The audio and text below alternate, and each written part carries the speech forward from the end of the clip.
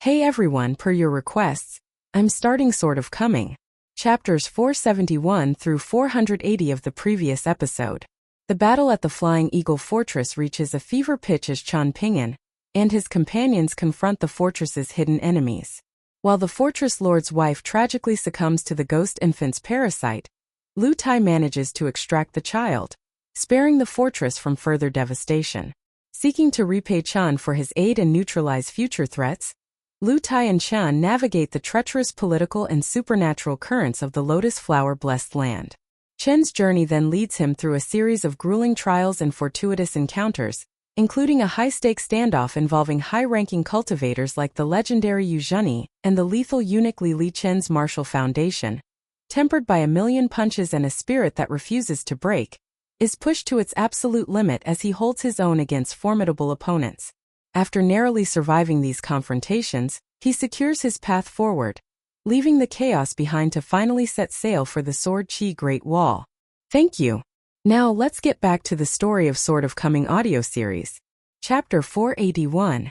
No longer concealed by the illusion technique, Qian Pingyuan's Dao robe, golden sweet wine, had transformed from snow-white back to its original golden color. The expression in Li Li's eyes became dark after Qian Pingyuan channeled the deity drumming technique and threw 10 punches again. However, he still chose to ignore Qian Pingyuan, allowing the young boy's punches to accumulate and grow stronger. The Yin soul with 3 arms, 6 heads, and the disposition of a martial sage dispersed like clouds and smoke, causing spiritual energy to flow into the surroundings. At the same time, several gashes appeared on golden sweet wine, signs of damage that couldn't be fixed during the battle. Li ripped off his bright red official garb that was already in tatters. He looked over at Qian Pingyuan, whose chest was rising and falling in an exaggerated manner, and saw that the young boy's hands were now bloody and mangled. Qian Pingyuan tried his best to keep his eyes open, and it was indeed only his eyes that remained bright and clear on his blood-caked face. Li smiled and said, "It's a shame that you're a pure martial artist. This implies that you have absolutely no relationship with Parasol Leaf Sect and Jade Tablet Sect. Otherwise, I genuinely wouldn't have dared to kill you." Qian Pingyuan closed one eye and replied in a hoarse voice, "Your 2 souls are quite weak, and they shattered after just 17 or 18 punches from me. They're nowhere near as powerful as Ding Ying's souls." "So what?" Li asked with a faint smile. "So I can exchange lives with you if I use my fist technique for the 3rd time," Qian Pingyuan replied in a muffled voice. "Are you afraid?" Moreover, as the imperial guardian of the Great Quan Empire with a pseudo-golden core, how could he not have a trump card up his sleeves? It was just that the price was too high. In fact, the price was even higher than that of his life and death. The two of them fell silent. After a while, Li suddenly furrowed his brows and asked, "You're a pure martial artist, so why are you going against the tenet of martial arts and secretly absorbing spiritual energy?"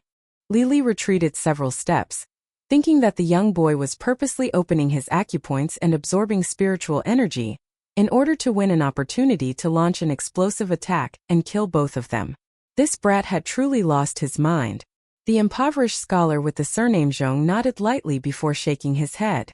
It was very courageous for a pure martial artist to temper their soul with spiritual energy. However, it was also incredibly risky and dangerous. Qian Pingyuan had a chance to unleash that fist technique for a 3rd time, and Li would still suffer greatly if he became too complacent. Qian Pingyuan hadn't fought this battle for nothing.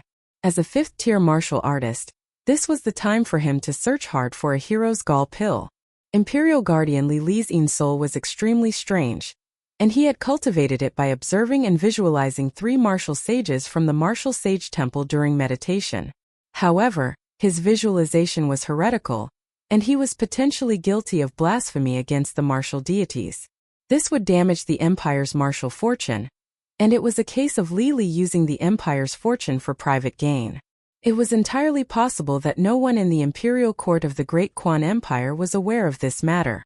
In any case, if Qian Pingyuan defeated and shattered Li's Yin soul, the 3 martial sages from the Great Quan Empire would sense this through imperceptible and undetectable means. If Qian Pingyuan had the opportunity to visit the capital of the Great Quan Empire and enter the Martial Sage Temple in the future, it was logical to assume that he would receive a generous reward. Of course, the prerequisite was that Qian Ping'an and his strange subordinates could leave this inn alive. The impoverished scholar with the surname Zhong had offered to clean up the mess and bury the victims. He hadn't offered to protect Qian Ping'an. Eunuch Li looked around for a moment, then walked to a table. He grabbed a wine bowl and took a gulp of wine, after which he lightly placed the wine bowl back on the table and looked at the young subordinates standing near the stairway. There was a young noble, the disciple of a general, and elite imperial guards with bright futures. Meanwhile, the piece of trash Su Qingzhou had failed to defeat the person wielding a saber. In fact, he was oblivious to the fact that he was now nothing more than a sparring partner for that person. Flora Convent's Su Tong was still intoxicated by the bullshit power of his heretical lightning technique, convinced that victory was firmly in his grasp. Yet, he was completely unaware of the sword intent flourishing in his opponent's heart. She wasn't a mere sword expert at all, but a supremely talented sword prodigy who could eventually become a powerful sword immortal. As for the person standing outside the inn, he was engaged in a flashy and vigorous battle with the elite cavalry, with both sides unleashing a flurry of spectacular attacks. However, their battle was nothing more than just that, flashy and vigorous. Finally, Li looked toward Zhonyang and Third Grandpa with a complete lack of interest. As for the impoverished scholar, he felt slightly unsure of his abilities. However, this didn't matter. Everyone inside the inn had to die, regardless of whether they were friend or foe. Li waved his hand, causing the door of the inn to slam shut. "Be careful," Julien warned. Li placed his hand on his abdomen near his dantian and started to breathe heavily. Sanguinary air would suffuse the surroundings each time he exhaled. Qian Ping'an silently charged forward. He unleashed the deity drumming technique for the third time. His fist smashed into the back of the eunuch's hand that was placed on his abdomen. Li also threw a punch, smashing Qian Ping'an's chest. There was nothing flashy about Qian Ping'an's second punch as it struck Li. Li was incredibly irritated, as if he were no longer a composed eunuch and earth immortal who resided deep in the imperial palace and was responsible for looking after the imperial horses. His face became twisted and his eyes became bloodshot as he launched a palm strike at Qian Ping'an's temple. Qian Ping'an's upper body swayed back and forth, yet his feet remained firmly planted to the spot. This was so that he could throw the next punch. His punches became quicker and quicker. Similarly, Li's punches also became increasingly loud and explosive. After piercing into his body, it was as if 1st and 15th had entered a maze and become trapped. The two flying swords randomly crashed around in his acupoints, yet they failed to find an exit no matter what they did. The sound of shattering bones traveled out from Qian Ping'an's body. Numerous threads appeared on Li's face that was so well kept that he looked like a middle-aged man. Some threads were raised and some threads were sunken, causing his face to look like it was fake. His pseudo-golden core fractured with a loud crack. The outer layer of the pseudo-golden core shattered, similar to how Li had removed his tattered official garb just then. Julien sighed in his mind as the railing under his feet crumbled. The floor also collapsed, causing him to fall to the first floor. However, he moved as swiftly as wind and lightning, and had already arrived beside Li in just 2 or 3 strides. He tapped his foot and leaped up, striking the old eunuch in the head with his elbow. At the same time, he straightened his other hand and rapidly stabbed it through Li's neck. Li should have been killed by these fatal strikes.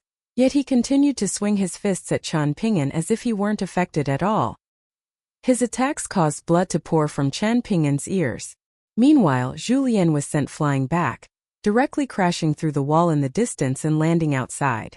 Li, who only had half his neck remaining, appeared apathetic as he focused his attention on killing the young boy in front of him. The other people inside the inn wouldn't be able to withstand a single attack from him once he revealed his true form. Julien landed among the group of elite cavalry outside, causing their hearts to jolt in fear. They were just about to rush over to kill him, yet Julien had already spat out a mouthful of blood and rolled backward, jumping up as nimbly as a monkey swinging through trees.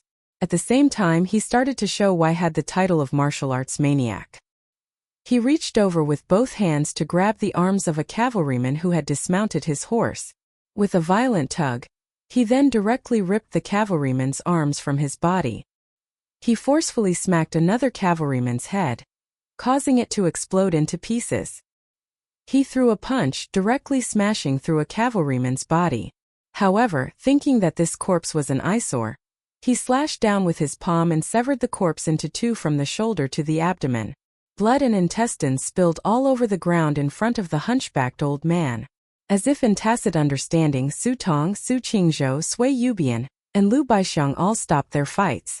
This was because the eunuch's transformation was simply inconceivable. Their intuition subtly warned them that Li Li was their biggest enemy.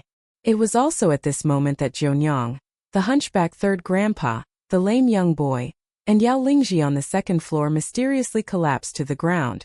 Zhong Kuei, the impoverished scholar, appeared behind Li Li at some unknown time, holding one hand behind his back as he used his other hand to pinch the bloody golden core with 2 fingers. He looked down and examined it, musing to himself, "No wonder." The impoverished scholar exerted slightly more force and crushed the genuine golden core. At the same time, he heard Chan Ping'an smash his fist into the deceased eunuch's chest. However, this also caused the bones in Chan Ping'an's hand to completely shatter. The scholar looked toward Chan Ping'an, but Li Li's corpse coincidentally blocked his vision because it was yet to collapse to the floor. As a result, he could only lean to the side and grin at Chan Ping'an, asking with an expression of admiration, "Little brother, do you not feel pain?" However, Chan Ping'an was completely absorbed in his fist intent. In reality, his final punch was indeed limp and possessed no destructive ability. One had to realize that the deity drumming technique was the fist technique that Cui Chan's grandfather, a martial artist at the peak stage of the 10th tier, was the most proud of. He had wanted to use this fist technique to challenge the Tao ancestor. Chan Ping'an's body swayed back and forth as his vision also became blurry. He could vaguely see the eunuch whose neck was a mangled mess. His head drooped, then he fell to his knees with a loud smack. Chan Ping'an couldn't sense any vitality from him anymore. Chan Ping'an stood in the same spot, still maintaining his final fist stance with his fist outstretched. There was only a single thought in his mind at this moment. He was thankful that the barefoot old man wasn't here to witness his final punch. Otherwise, the barefoot old man would have definitely flared up in rage and let loose a torrent of abuse. Zhong Kuei looked at Su Tong and Su Qingzhou before winking and asking, "A noble person never resorts to violence. Do you people genuinely believe this nonsense?" Su Tong and Su Qingzhou both gulped upon hearing this. Chan Ping'an's arms fell limply to his sides, and he plunked down to the floor and sat with his legs crossed. He then summoned his last remaining strength to clench his hands into fists and lightly place them on his knees. He could only open a single eye. Golden sweet wine was severely damaged and almost devoid of spiritual energy, rendering it ineffective for the moment. It was drenched in blood, making Chan Ping'an even more eye-catching than Li Li's bright red official garb from just then. The impoverished scholar turned to Chan Ping'an and asked, "Do you know who you're fighting?" There were still many people inside the inn, so Zhong Kuei didn't ask this question aloud. Chan Ping'an's aura had transformed the moment before he had stepped forward to kill Li Li, and he knew that the young boy had been preparing either a concealed defensive technique or a formidably powerful destructive ability. However, the impoverished scholar could only make a rough guess. Chan Ping'an slowly raised his head and smiled faintly with one eye open. "I'm fighting to have no one in front." Zhong Kuei squatted down and asked with a smile, "What's your name?" Chan Ping'an shut his eye. The impoverished scholar rolled his eyes. After hesitating for a moment, he extended a finger and started to draw in the air, as if he were a little child creating graffiti. After Li Li's body and golden core collapsed inside the inn, the spiritual energy that they released slowly flowed toward the young martial artist, coincidentally gathering at the acupoints that the 18 stops technique utilized. Afterward, Zhong Kuei waved his hand, causing Li Li's corpse to vanish. 1st and 15th appeared in the air and rapidly flew to Chan Ping'an's side, with their tips pointing at the impoverished scholar. Zhong Kuei paid no heed to them. He looked up at the second floor and shouted, "Stop reading, little girl. Hurry up and come downstairs to check on your dad." Pei Qian had already run out of energy to keep reading, so she immediately ran out of her room, taking a glance at the impoverished scholar first. She then purposely played dumb and asked, "What? Check on your dad?" Zhong Kuei clicked his tongue and remarked, "Oh, you're quite good at picking on the weak, aren't you?" Pei Qian quickly ran downstairs, stomping down loudly on the steps. Squatting beside the impoverished scholar in azure, she looked at Qian Ping'an and asked quietly, "He's not dead, is he?" "He's died too young. This is a true tragedy," Zhong Kuei replied with a nod.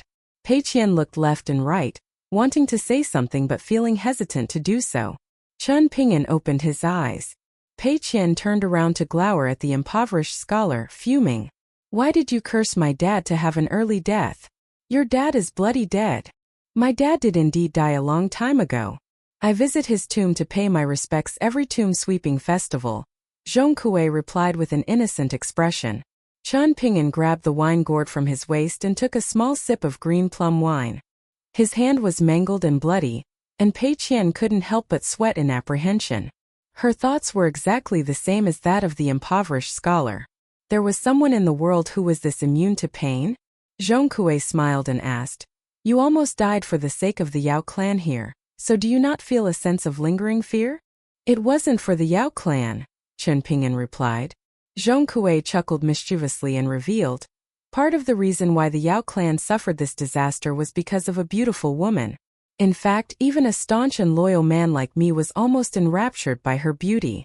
You can just imagine how beautiful she is." With one leaning on his saber and one carrying a sword on her back, Lu Baixiang and Sui Yubian walked over and stood beside Qian Ping'an. One had cost him 2 grain rain coins, and one had surprisingly cost him just a single grain rain coin. The 4 people from the picture scrolls had cost just enough grain rain coins to exhaust Qian Ping'an's entire savings. The old Taoist priest was truly screwing with him. "You didn't treat this battle of life and death as an opportunity to temper your martial Tao, because you were aware of my presence and abilities, did you?" Zhong Kuei suddenly asked. Qian Ping'an wiped the blood from his face and didn't answer the impoverished scholar's question.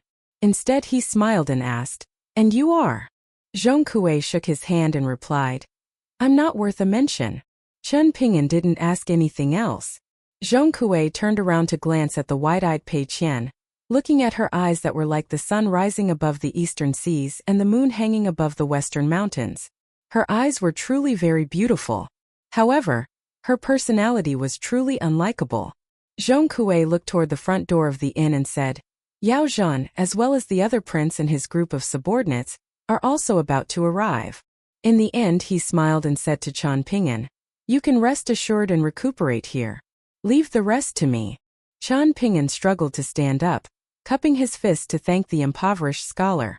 However, just looking at his mangled hands caused Zhong Kuei's skin to crawl.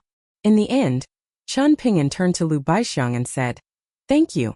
If I had known this earlier, then I would have brought you out of the picture scroll first." Lu Baixiang responded with a calm smile. Qian Ping'an glanced at Sui Yubian, who also looked at him. Her expression was calm and undisturbed. Qian Ping'an walked upstairs and Pei Qian followed after him. The young subordinates from the Great Quan Empire were all as pale as ghosts. Zhong Kuei scratched his head as he looked at the young boy and the little girl, unable to make heads or tails of the situation. In the end he decided not to waste his brain cells on this. In fact, he started to feel a little angry after realizing that he would no longer be able to get free food and free drinks from the inn in the future. And thus, one scholar sat down and drank in a sulky mood while another scholar with a jade pendant hanging by his waist walked out of the inn. The door was closed, yet it was as if it didn't exist in the eyes of this scholar. He threw a slap and sent the prince spinning through the air. At the same time, a scholar holding a sword directly transformed into a streak of white light that shot into the distance, arriving before the other prince of the Great Quan Empire and kicking him to the ground. He then furiously stomped on the prince's face. After Zhong Kuei's Yin soul and Yang soul left his body, all of the Yin entities and ghosts within a 500-kilometer radius involuntarily fell to the ground and prostrated themselves, shaking in fear as they did so. In fact, even the deities from the illegal temples weren't spared from this fate. All of the myriad ghosts and Yin entities in the world had to prostrate themselves and kowtow when they saw Zhong Kuei. After arriving on the second floor, Pei Qian hurriedly overtook Qian Ping'an to open the door for him, acting much like a lackey. Qian Ping'an strode inside, and Pei Qian was slightly hesitant about whether she should follow. However, Qian Ping'an had already turned around and instructed, "Ask the inn for 3 more rooms and tell Zhonyang to put the bill under my name first." Also, tell Wei Xian that I'm going to cultivate in seclusion for a few days, and that I won't entertain any guests during this time. It's best that the 5 of you don't stray too far away from the inn." Pei Qian looked at Chen Ping'an and asked, "Are you okay?" Chen Ping'an didn't know whether to laugh or to cry. He was riddled with injuries and caked in blood, so did he look okay in any way? "I won't die," he replied in a casual manner. Pei Qian carefully closed the door and said, "Call me if you need anything. I'll be right next door." Chen Ping'an nodded in response. 1st and 15th hovered inside the room as Chen Ping'an retrieved a stack of cleansing talismans and plastered them all around the room. After doing this, he retrieved 2 porcelain bottles of vastly different quality. One was a red bottle from Lu Tai, containing ointment that could heal severe wounds. Chen Ping'an had personally experienced the mystical power of this ointment after the battle outside Flying Eagle Fortress. The other bottle contained unique secret medicine from the Yang family's medicine shop, and this medicine could suppress any pain regardless of how severe the pain was. Chen Ping'an had come across many spirits and ghosts during his 2 long trips, yet he had never encountered a situation where he had needed to use this medicine. Surprisingly, however, he was now about to use it in this small border town. He forcefully swallowed the pill, and he even grabbed his wine gourd to take a swig of green plum wine. Only then did he open the red bottle and start to apply the thick ointment on his hands, elbows, and shoulders. This was a torturous process. The eunuch from the Great Quan Empire had been far more powerful than Chen Ping'an had imagined. Chen Ping'an had already been careful enough when dealing with this troublesome situation, bringing not just martial arts maniac Zhu Lian to life, but also Lu Baixiang and Sui Yubian to life from their respective picture scrolls. However, he hadn't imagined that Li Li would be so unreasonably powerful. Not only was the eunuch a chi refiner, but he even possessed a powerful physique that could rival 6th-tier pure martial artists. Chen Ping'an had only had 3 grain rain coins remaining before, but following the old Taoist priest and the young Taoist priest with the gigantic golden gourd's lines of thought, he had decided to take a small gamble, tossing a single grain rain coin into Sui Yubian's picture scroll, the one that he was least inclined to invest in. Sure enough, a single grain rain coin was all it took for the female sword immortal from the lotus flower blessed land to gracefully walk out from the picture scroll and arrive in majestic world. It was clear that the young Taoist priest had performed careful calculations and realized that Chen Ping'an would definitely leave Sui Yubian's picture scroll to last.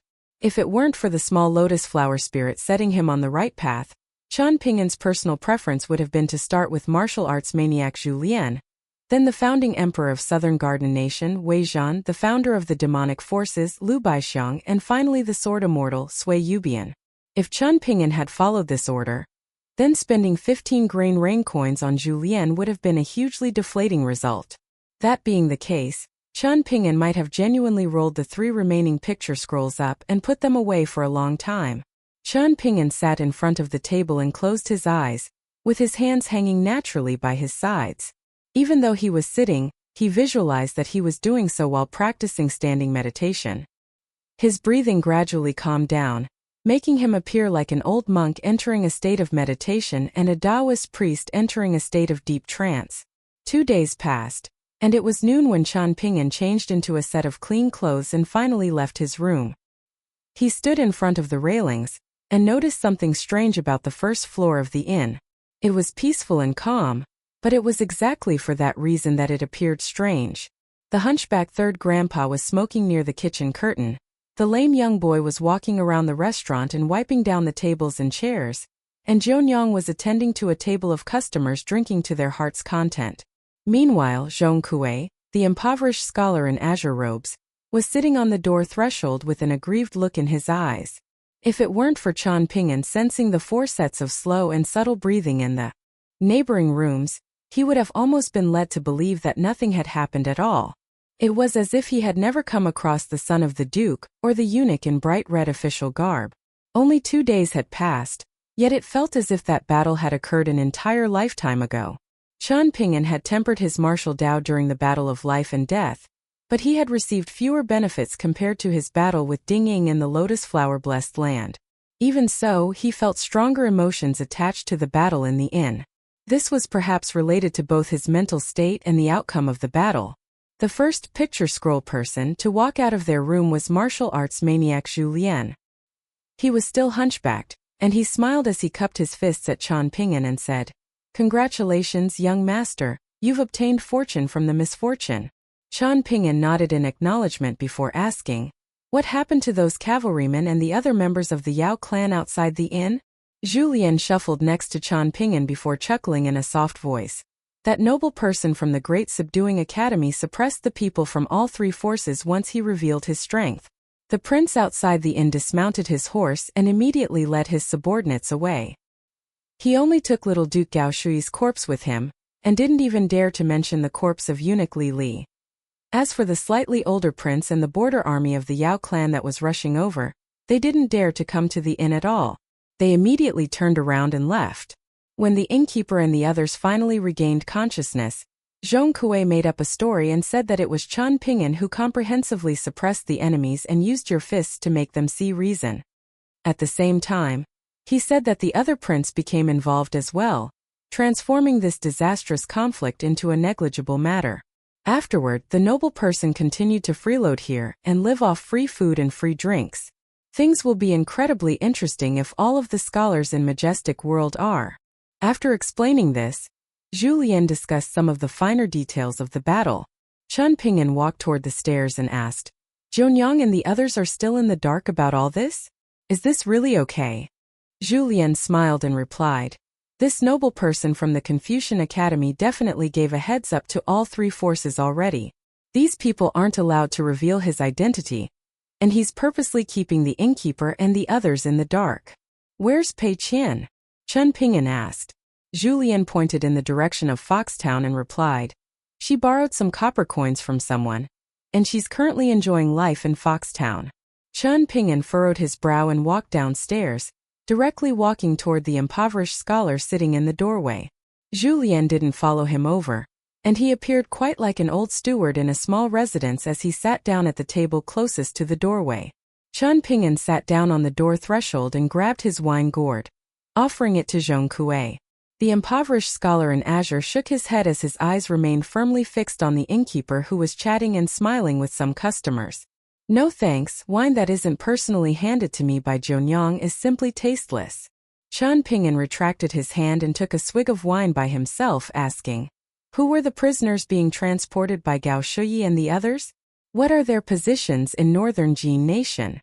Zhong Kui didn't hide anything from Chan Ping'an, casually replying, "I think they were remnant forces from Pine Needle Lake's water god temple as well as the official mountain god, Jin Huang, and his wife and retainers.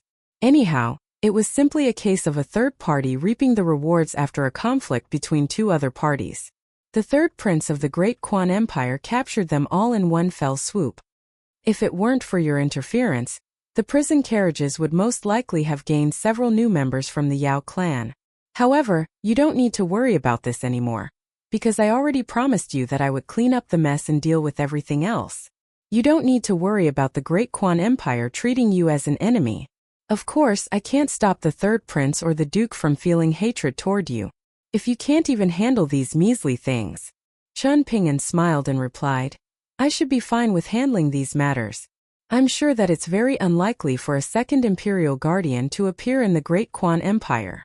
The Great Quan Empire was indeed far more powerful than Watercombing Nation and Colorful Garment Nation, which were located in the central region of Eastern Treasured Vile Continent.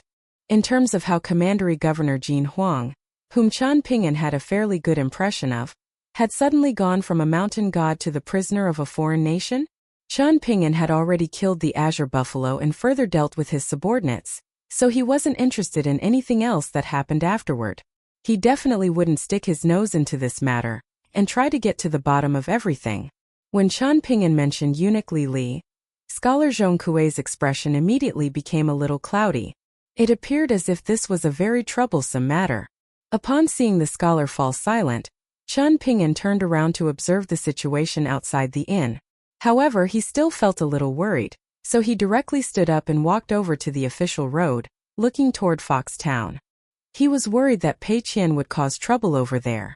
After a while, Chan Ping'an returned to the inn and ordered a table of food from innkeeper Zhongyang. He told Julien to call Lu Baixiang and the others downstairs, and they had just finished eating when Pei Qian swaggered back into the inn, appearing very happy. However, she immediately felt a little guilty when she saw Qian Pingyan, with her eyes starting to dart around in a nervous manner. Qian Pingyan didn't interrogate Pei Qian about anything, and he simply asked her whether she had eaten yet. The little girl's belly was bulging, yet she still shook her head and said no. Thus, she sat down and helped herself to the cold leftovers. Qian Pingyan walked out of the inn by himself to stroll around and relax his mind. When he returned, however, he discovered that a group of people were blocking the front door of the inn and loudly cursing at someone inside. It was a very lively situation. Around 20 people were standing at the door of the inn and cursing, and the young men had furious expressions while the women stood with their hands on their hips as they scolded someone in anger.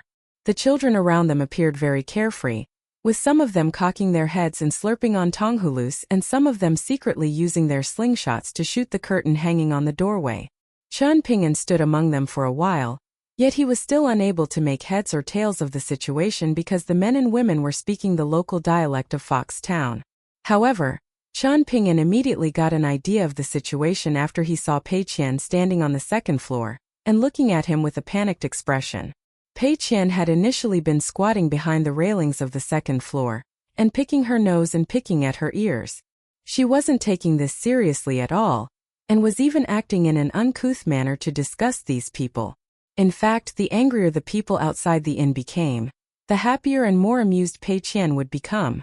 Fortunately, the men and women from Foxtown ultimately didn't dare to enter the inn. The lame young boy was extremely irritated by the commotion caused by these people, so he grumpily cleaned up the leftovers on the tables. The hunchback third grandpa was sitting in the distance and smoking, while Zhonyang was sitting behind the counter and snacking on roasted seeds. Neither of them were worried about the commotion. As for Zhong Kuei, the impoverished scholar and the half-assed accountant of the inn, he had initially wanted to act as a peacemaker between the two parties. However, a man from Foxtown had forcefully shoved him away, sending him stumbling back into the inn. Zhong Kuei had huffed and returned to Zhonyang's side, picking up a blank account book and pretending to work. Zhonyang had rolled her eyes upon seeing this. Qian Pingyan entered the inn with a stern expression, and Pei Qian was just about to sneak away and return to her room.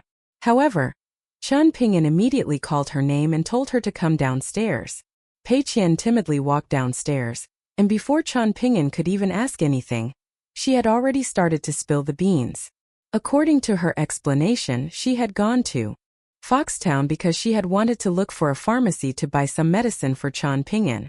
However, the children in Foxtown had started to pick on her because she was a stranger and an outsider. In the beginning, they had stolen her tonghulu which she had wanted to leave for Qian Pingyan. However, she had endured this because of the principles that she had learned from the books. She understood that harmony was the most important. However, those children had also enjoyed tailing her and badmouthing her, and they had done so in groups and even thrown stones at her. Pei Qian had ignored this again. Afterward, she had bought a dragonfly kite, yet a jealous child had snatched it away and released it into the sky. With a whoosh, the kite had flown out of Foxtown and vanished without a trace. She had been extremely angry, so she had picked a fight with those children. There were 5 or 6 of them, yet they still hadn't been able to beat her. In the end, those children had gone crying home, asking their parents and elders to head over to punish her. Pei Qian didn't feel confident as she lied, and she continued to observe Qian Pingyan's expression as she made up her story. She was prepared to suffer punishment at any moment, and would simply protect her head when that time came. After all, it didn't matter too much if Qian Pingyan kicked her tummy or pinched her arms. She would recover quickly from such punishment. However, Qian Pingyan quietly listened to Pei Qian finish her explanation before saying, "Now that you've finished lying, you can go on and tell me the truth. Of course, you can choose not to as well. If that's the case, then you can stay in the inn in the future. You won't starve to death here." Pei Qian didn't say anything. Qian Pingyan walked over to the counter, and Zhonyang glanced at the skinny little girl standing by the staircase before smiling and saying in a soft voice, "Young Master Qian, what did you teach her to make her become such a chaotic little devil? She almost flipped an alley in Foxtown upside down. She lied to the children and stole their snacks first, and her fibs also frightened the children to no end. They all became convinced that she was a princess from the capital of the Great Quan Empire, and it was just that she was living an impoverished life among the common people for the moment. However, there would eventually come a day when she returned to the imperial palace. After becoming familiar with each other, she led those children around and played wildly all day long. She pretty much became the leader of the children. However, they turned on each other due to a kite, and they eventually got into a big fight that couldn't be resolved. In the end, I think she was hit a few times by an adult who rushed over to the scene. Ordinary children will usually calm down and stop causing trouble after experiencing something, yet she was the opposite, and she even claimed that she was a distant relative of mine. Relying on this, she spent some money to hire a few goons from Foxtown, and she got them to beat up that man who had hit her at night. She became even more unruly afterward, and the alley that most of the other children were from suddenly became haunted by a ghost. To say nothing of the children, even the adults didn't dare to extinguish their oil lamps at night. Young Master Chan, you're also aware that Foxtown is genuinely haunted by ghosts now. So several guards stayed up the entire night to get to the bottom of the situation. Only then did they capture this little girl causing trouble. And guess what? The little girl somehow got them under control as well. I don't know what she said, but the guards were extremely polite when they brought her back. And what would you know? She genuinely appeared like a princess when she walked inside the inn guarded by those officers in official garb. Chan Ping'an could feel a headache forming as he turned around to look at Pei Qian. However, he didn't see her there, and he instead only saw her legs. She was most likely sitting on the stairs. Zhonyang covered her mouth and chuckled. This is a minor matter that can be resolved with some spare change, and will at most cost 10 taels of silver. Please don't get involved in this matter and just leave it to me to deal with. You have such a good temper, young master, so those people will definitely take advantage of this and exaggerate the situation, turning a minor matter into the most tragic matter in the world. Add it to my bill. I'll pay it with the room fees, Chen Ping'an said in slight helplessness. The smile disappeared from Zhonyang's face, and she put on a serious expression as she replied. Young Master Chan is the savior of the Yao clan, so how can we leave such trivial matters to you to deal with? Just how ashamed would that make me feel? Chan Ping'an shook his head and insisted. It's not the same thing. These two matters aren't related. Zhonyang still wanted to say something, yet Chan Ping'an had already continued. Then I'll have to trouble you with resolving this situation today. Zhonyang nodded and gracefully walked out from behind the counter. She then pushed the half-assed accountant aside with her elbow, retrieving some loose silver from the drawer. After doing this, she walked to the entrance of the inn to appease the angry men and women. There were all kinds of people in Foxtown, a border town of the Great Quan Empire. Not everyone was necessarily powerful, but being weak didn't mean they were stupid. Many people came and went, so what interesting things hadn't they seen and heard before? The residents of the town were quite spirited people. Moreover, it was entirely possible that there were powerful elites and cultivators concealing their identities and living in the town. For example, people like Zhonyang and Third Grandpa. A huge battle had taken place inside and outside the inn before, and the exchanges between Wei Xian and the group of cultivators had been especially spectacular and eye-catching. That had encapsulated the magnificent aura of a battle between cultivators. Gazing over from Foxtown, the residents of the town had certainly enjoyed the lively atmosphere. Apart from this, however, they had naturally felt respect and reverence as well. Afterward, another group of impressive-looking cavalry had taken a detour and traveled north, further causing all kinds of rumors to spread like wildfire. Some people said that the foxy Zhonyang, who liked to seduce men, was actually a real fox spirit. Of course, those people were mostly married women from Foxtown. Other people held even gloomier beliefs, positing that the lack of peace in Foxtown these past few years was due to the presence of demons in the area. However, a true dragon had passed by recently, and the conflict between the demonic aura and the dragon aura had ultimately led to that battle to eliminate the fiends and slay the demons at the inn. Zhonyang swayed her hips and walked to the entrance of the inn, causing the flames of fury outside to instantly subside. Meanwhile, Zhongkue smiled and asked, "Since when did such a powerful faction appear in the cultivation world of Parasol Leaf Continent? Moreover, this is a cultivation world faction equivalent to sect-level immortal forces in the mountains." Zhongkue chuckled to himself, seemingly convinced that his assessment was very novel and interesting.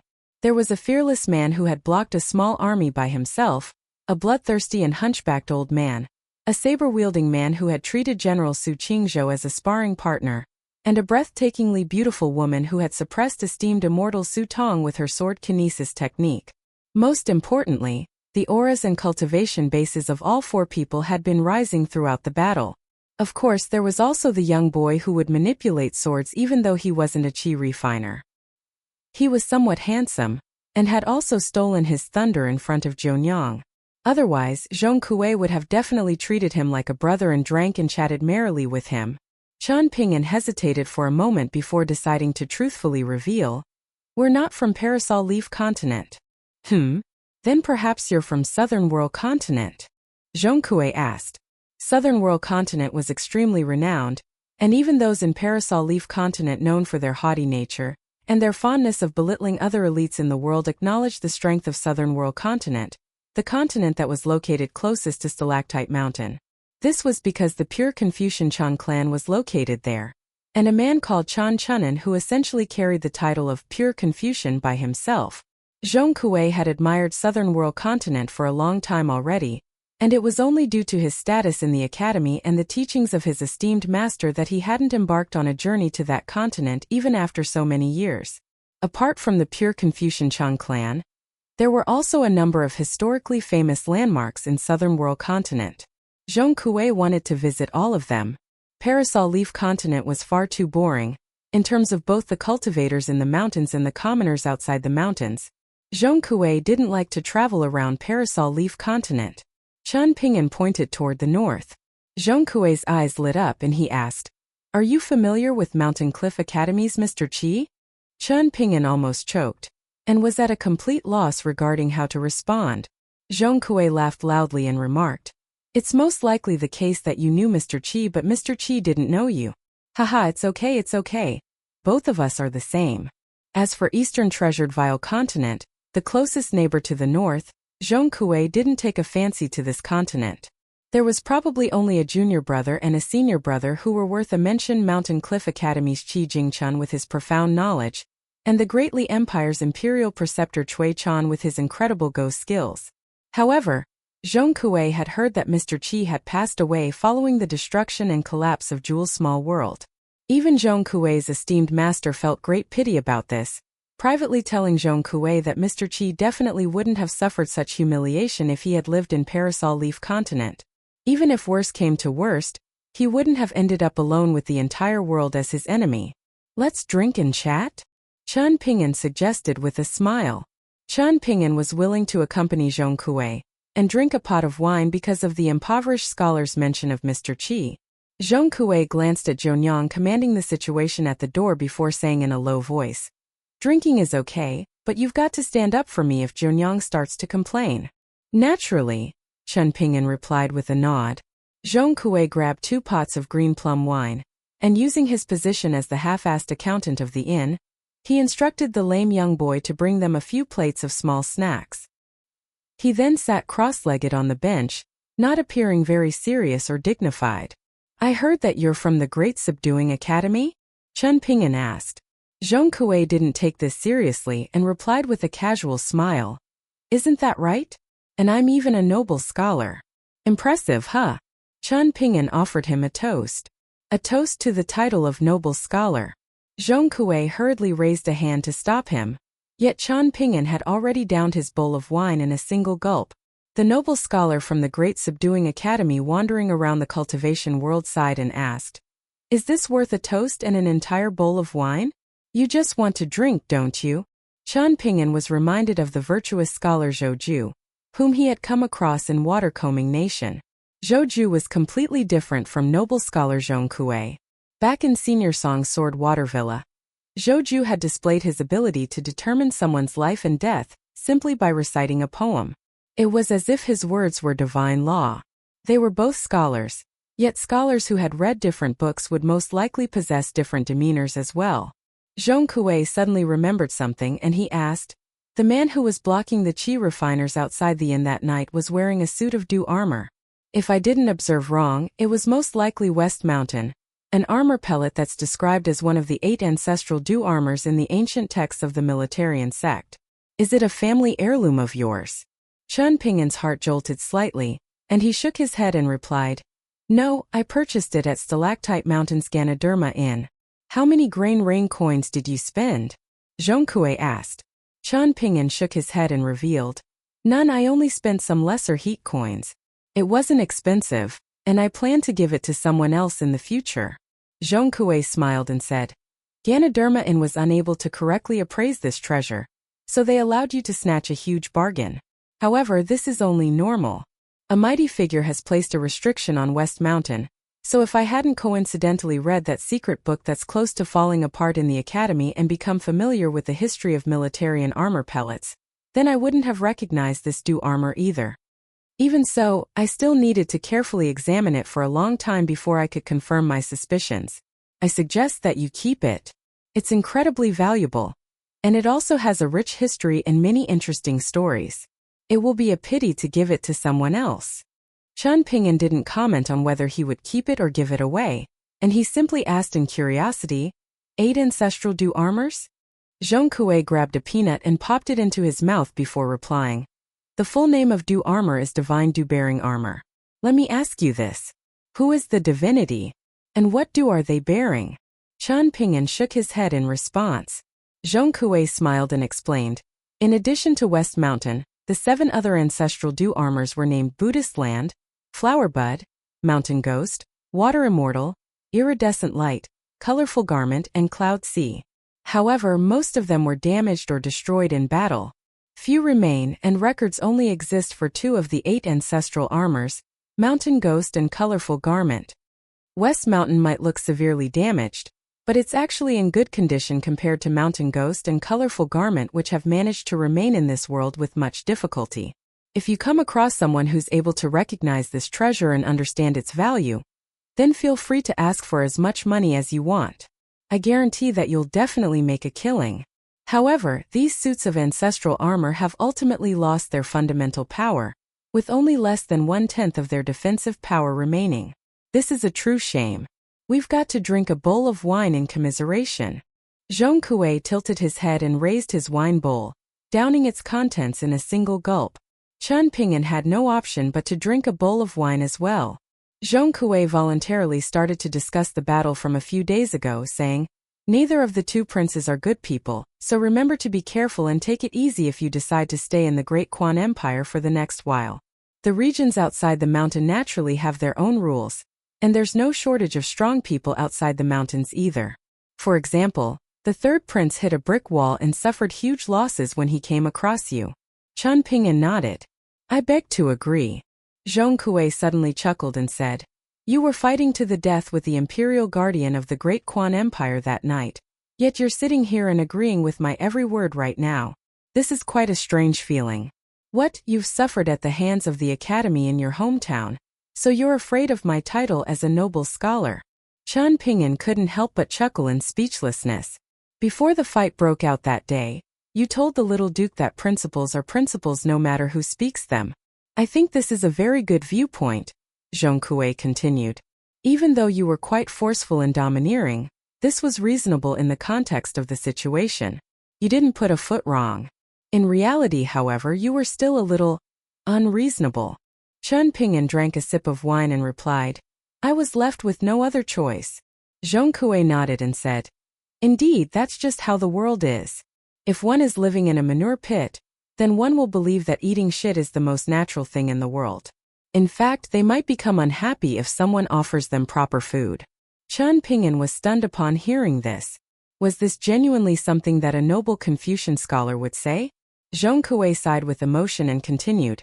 However, even if the world decays into a manure pit, this shouldn't be a reason for us to eat shit. Chun Pingin was holding a chopstick full of food in one hand and his wine bowl in his other hand, and he couldn't help but feel slightly awkward at this moment. Zhongkue noticed Chun Pingin's unease, so he hurriedly consoled. We're obviously not eating shit and drinking piss right now. It's all delectable food and delicious wine. Don't worry and keep eating. Chun Pingin silently continued to eat and drink. He wasn't exactly able to keep up with Zhongkue's train of thought. Chen Ping'an suddenly missed little Baoping at this moment. Standing at the entrance of the inn, Zhonyang was able to resolve the problem in no time. Right now, this inn was not only mystical but also sinister in the eyes of the commoners from Fox Town. Thus, they didn't even have the courage to storm inside the inn to cause a commotion. Chen Ping'an thanked Zhonyang before walking over to the stairs. Pei Qian was still sitting there and drawing circles on the floor, and she obediently stood up and followed Chen Ping'an after he called her over. Her head was lowered and her eyes were downcast, and it looked as if she were aware of her wrongdoings. However, Chen Ping'an didn't even need to use his brain to know what the skinny little girl was thinking. She was definitely smiling in her mind, and he could already envision her air of arrogance when she swaggered into Fox Town again next time. Chen Ping'an sat down after entering his room. Pei Qian didn't dare to sit down, and she closed the door before standing on the opposite side of the table. Chen Ping'an didn't beat around the bush and he directly said, "You can stay here in the future. I'll give the inn enough money to raise you." Pei Qian suddenly looked up in anger, yet she immediately lowered her head again when she saw Chen Ping'an's cold and calm expression. "I was wrong, I won't dare to do this again. I'll go to Fox Town and buy little Mei a kite. I'll buy her a big and colorful butterfly that costs 40 copper coins. It looks much better than the dragonfly. Little Mei and the others have already wanted to play with this kite for a long time, but even eating a skewer of Tonghulu is like celebrating New Year for them, so they naturally couldn't afford the kite. It's going to be their lucky day. Where did you get the money from?" Chen Ping'an asked. Pei Qian looked up and blinked a few times, replying, "I borrowed it from Zhonyang. I didn't borrow much, and I only took 2 taels of silver in total." "And how are you going to repay this?" Chen Ping'an asked. "We'll add this to your bill first, and I'll do whatever you tell me to in the future and slowly repay it to you," Pei Qian answered in a timid voice. "You can stay here in the future, and you can do odd jobs in the inn to slowly repay this money to Zhonyang," Chen Ping'an said. Pei Qian furrowed her brows as tears welled up in her eyes. Chen Ping'an pointed at the door and instructed in a calm voice, "Get out." Pei Qian furiously wiped her eyes and shouted, "I know how it is. You've never liked me, but you've always liked that little bookworm called Chao Qinglang. You were always worried about him, and if you had the choice, you would have definitely abandoned me and chosen to bring Chao Qinglang with you instead. You wouldn't treat him if he made a mistake, and you would only explain things to him in a calm manner. Not only that, but you would also tell him not to become like me. Chen Ping'an, you're always trying to think of ways to get rid of me." Pei Qian ran out and angrily slammed the door shut behind her. She then returned to her own room. Chen Ping'an started to mull over his northward journey in Parasol Leaf Continent. The immortal ferry station that had an intercontinental ship to eastern treasured Vile Continent's old dragon city was located in the northern region of the Great Quan Empire. After all, so he would have to travel an extra 1 or 2,000 kilometers if he decided to take a detour. He had offended the third prince of the Great Quan Empire already, and the hostility between them was so severe that it would potentially lead to death for one party. If Chen Ping'an were the third prince, he wouldn't allow himself to directly swagger north either. The third prince had indeed suffered a great loss at the hands of Chen Ping'an and noble scholar Zhong Kuei from the Great Subduing Academy. However, he was someone who could lead an army on a long trek into the heart of enemy territory, and capture a commandery governor and destroy a water god temple, so he would most likely cause many troubles for Chen Ping'an even if he didn't go as far as to fight him to the death. If the situation truly called for it, then Chen Ping'an would have no option but to take a detour.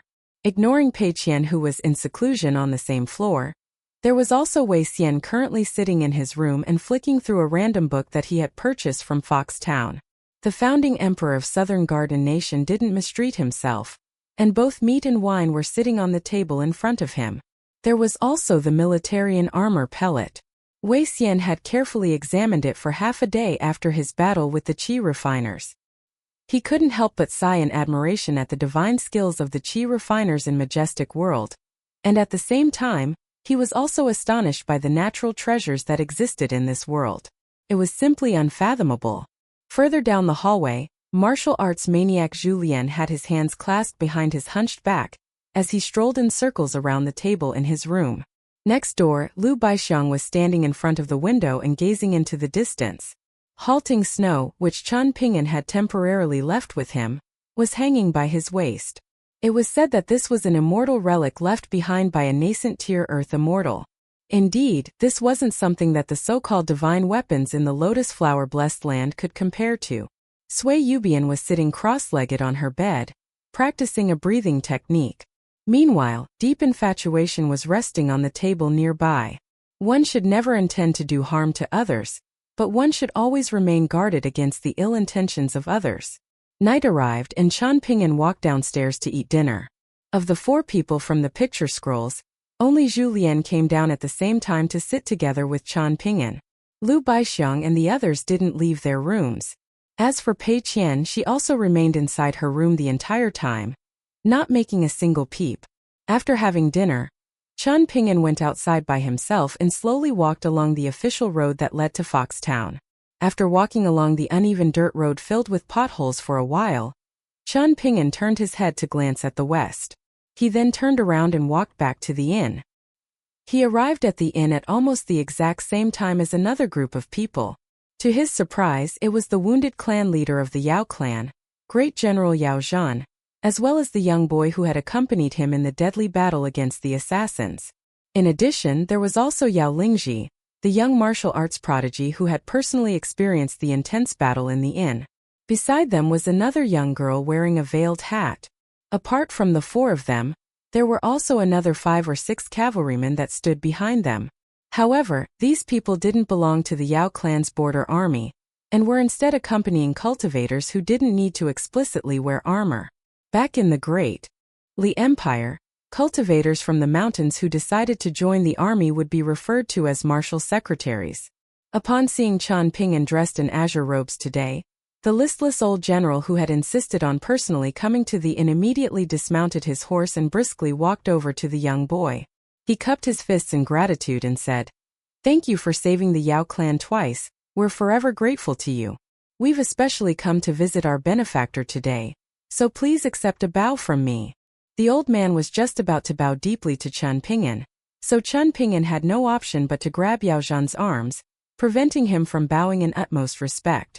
However, Chan Ping'an could only stop Yao Zhan, but he couldn't stop the other members of the Yao clan as well as the accompanying qi refiners from bowing to him in unison. Old General Yao was especially pale, yet he possessed a frankness that had been cut out and tempered by his many years on the battlefield. He asked in a straightforward manner, "How should my Yao clan repay you?"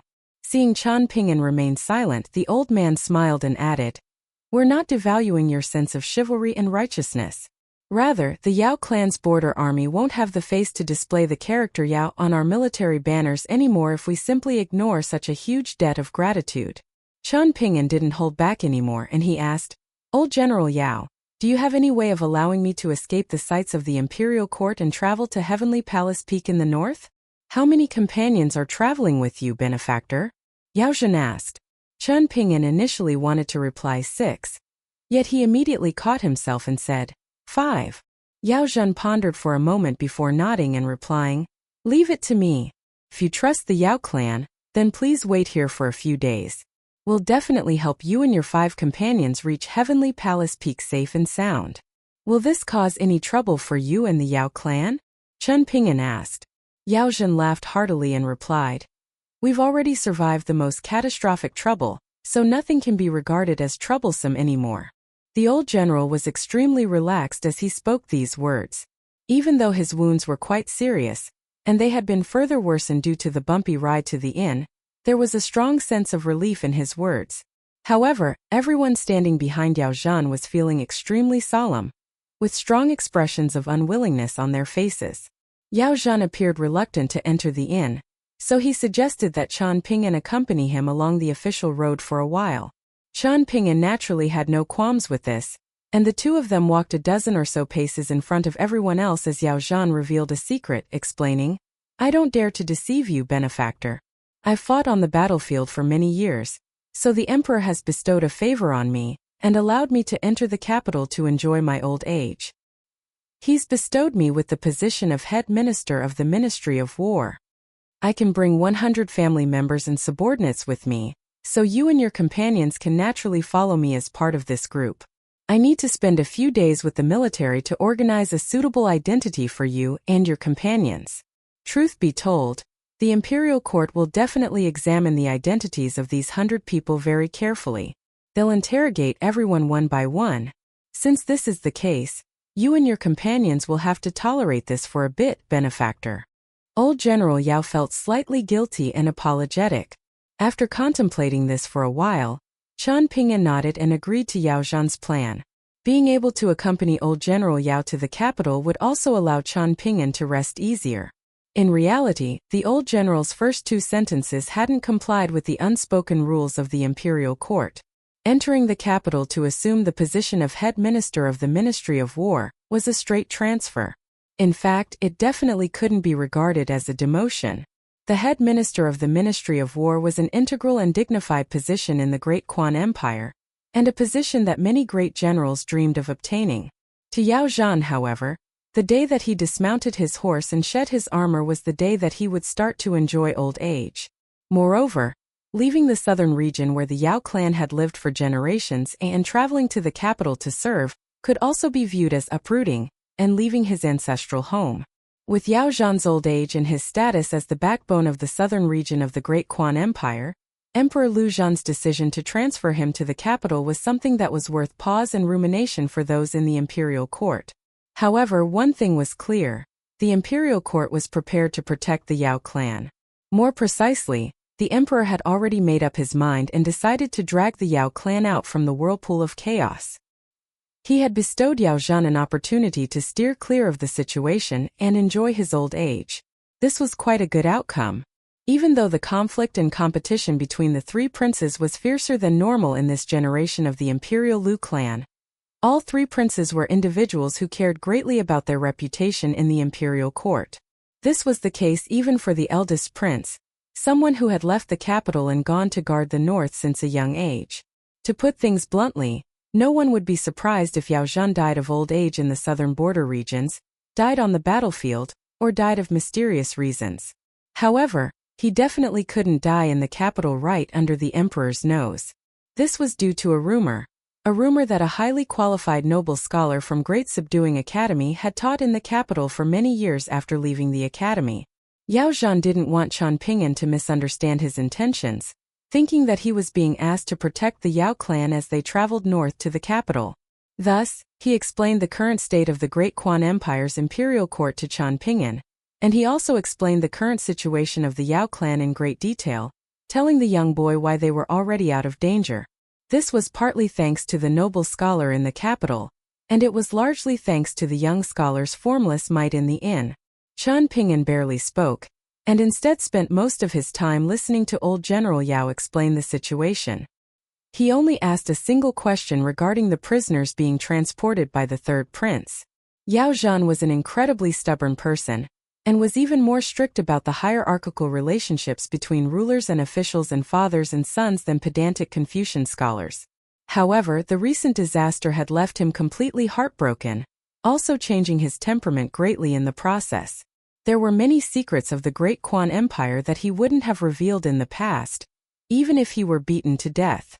Now, however, he revealed them all in a calm and relaxed manner. Apart from deep sadness, it was very likely that old General Yao felt a slight sense of relief as well. He was going to relax and enjoy his old age. Commandery Governor Jin Huang and Pine Needle Lake's water god had both suffered a huge loss and severely damaged the fortune of northern Jin Nation. Of the dozen or so prisoner carriages back then, one had housed a formal mountain god from one of northern Jin Nation's 5 mountains. The 3rd prince had plotted in secret for 7 or 8 years to achieve this feat, and he had also made use of a large number of secret forces from the Great Quan Empire. If he succeeded in transporting the mountain god, that commandery governor, to the capital of the Great Quan Empire, then that would definitely be viewed as a peerless achievement and contribution in the eyes of those in the capital. This was comparable to a general conquering 500 kilometers of territory. However, he had fallen just short of success, and the hurdle that had tripped him over was none other than the small inn near the border. Eunuch Li Li had been killed, and little Duke Gao Shui, the duke's only son, had also been killed. He had worked hard for 10 years, yet he had ended up gaining face but seriously wounding his core. It was nighttime, and 2 people were walking along the official road. Yao Zhan was speaking very casually and treating Chen Ping'an as his benefactor. He didn't find this awkward because of Chen Ping'an's young age. While Chen Ping'an and old General Yao were chatting, the atmosphere inside the inn was extremely strange. Zhonyang was leaning against the doorframe, the hunchback third grandpa was sipping wine in a rare display, and Zhong Kuei was sitting on the door threshold and gazing up at the side of Zhonyang's face.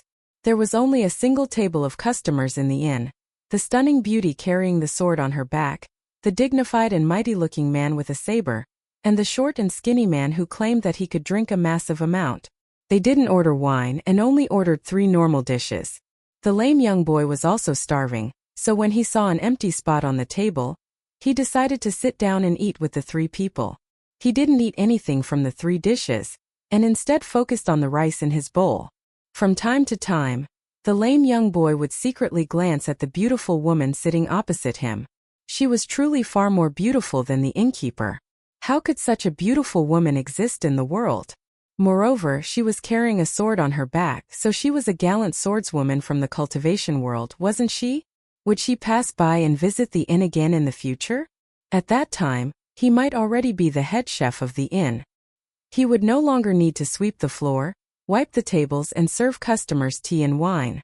As he daydreamed about this, the lame young boy felt like the plain rice in his bowl was no less delicious than the exotic delicacies that the scholar with the surname Zhong had mentioned. The inn had already closed up for the day when Chen Ping'an finally returned. Only Zhong Kuei remained on the first floor, waiting to lock the door. After locking the door, Zhong Kuei invited Chen Ping'an for a drink. However, they didn't speak much, and mostly kept to themselves as they drank. After finishing their drinks, Zhong Kuei bunked down on the floor behind the counter for the night. Meanwhile, Chen Ping'an returned to his room on the second floor to rest. Before finishing their drinks, Zhong Kuei had chuckled and said that the wine money would simply be added to Chen Ping'an's bill. Chen Ping'an had felt slightly helpless, not understanding why this profoundly powerful noble scholar was insisting on such a pitiful lifestyle where he needed to depend on the whims and goodwill of other people. Chen Ping'an had come across many so-called mighty figures during his journeys, yet not a single one of them had been so casual and unrefined. There was Lady Gui who had concealed her true strength, the sword-hugging man guarding the entrance at Stalactite Mountain, the elderly golden courtier sword cultivator who had acted as a carriage driver for him in Fan Air back then, and so on. In reality, none of them could be regarded as especially amiable and approachable. However, Zhong Kuei had surprisingly left Chen Ping'an with this final remark. Traveling through the cultivation world, money is difficult to earn and shit is disgusting to eat. A good day will be a day where I don't need to spend my own money to buy shit to eat. On the official road, the members of the Yao clan drew further and further away from the small inn. The young woman wearing a veiled hat was riding directly beside Yao Zhan. The veil was pulled up at this moment, revealing the woman's naturally charming and stunningly beautiful appearance. She was most likely the beautiful woman that Zhong Kuei had spoken of.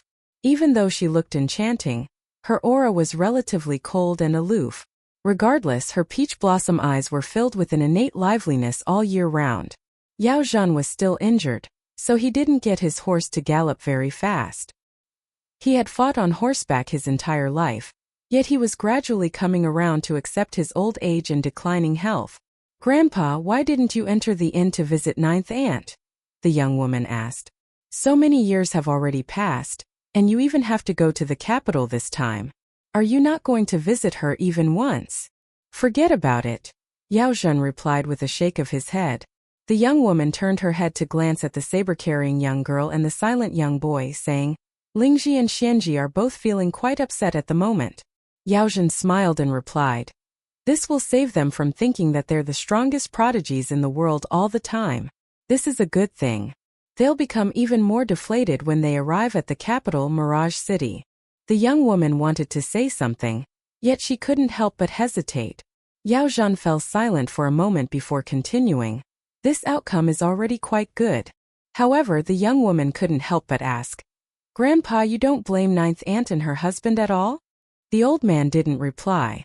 Riding through the night, Yao Zhan suddenly chuckled and asked, "I heard you mention something once before, saying that there are people who are composed and ambitious, people who are intelligent and shrewd, and people who are honest and upright.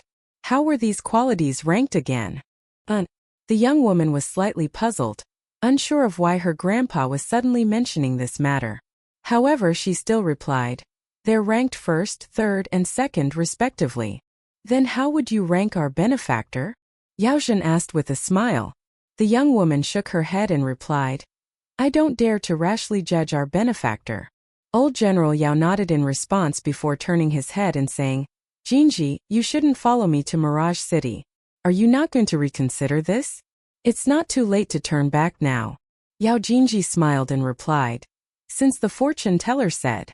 Before she could finish speaking, however, Yao Zhen shot a glare at her and exclaimed, "Don't say it. You can't reveal the fortune teller's divination. When we arrive in the capital, it's even more important that you don't reveal the fortune teller's words." Yao Jinji smiled innocently as she pulled the thin veil back over her face, hiding her breathtaking beauty. 2 days peacefully passed by in the inn in Fox Town. Pei Qian seldom left her room, and she would purposely avoid Chen Ping'an when she came out to forage for food. During this time, Chen Ping'an would often sit on the door threshold and drink with Zhong Kuei. The noble scholar said that he needed to keep an eye on Fox Town. However, this wasn't the most important thing. Rather, the most important thing was his ability to see Zhongyang every day. Chen Ping'an asked him why he liked Zhongyang so much. Zhong Kuei mulled over this for a long time, yet he could only conclude that he was inexplicably attracted to her. Chen Ping'an jokingly asked Zhong Kuei how much he liked Zhongyang, to which Zhong Kuei sighed and replied that he only liked her a moderate amount. He wasn't head over heels for her. Because of this, he always felt a nagging sense of guilt toward Zhongyang. Chen Ping'an was rendered speechless. This noble scholar was a strange person. Before the Yao clan's convoy arrived at the inn and asked Chen Ping'an and his companions to set off for the capital together, Sui Yubian knocked on Chen Ping'an's door and said that someone had asked her to deliver a message to him. The two of them sat opposite each other, and Sui Yubian slowly said, "After reconstructing your bridge of immortality, you'll need to refine 5 immortal treasures if you want to advance to the upper 5 tiers. These immortal treasures need to correspond to the 5 elements and replenish each of them to a satisfactory degree. The higher grade the immortal treasures that you refine are, the higher your cultivation potential will naturally become." "For example?" Chen Ping'an asked.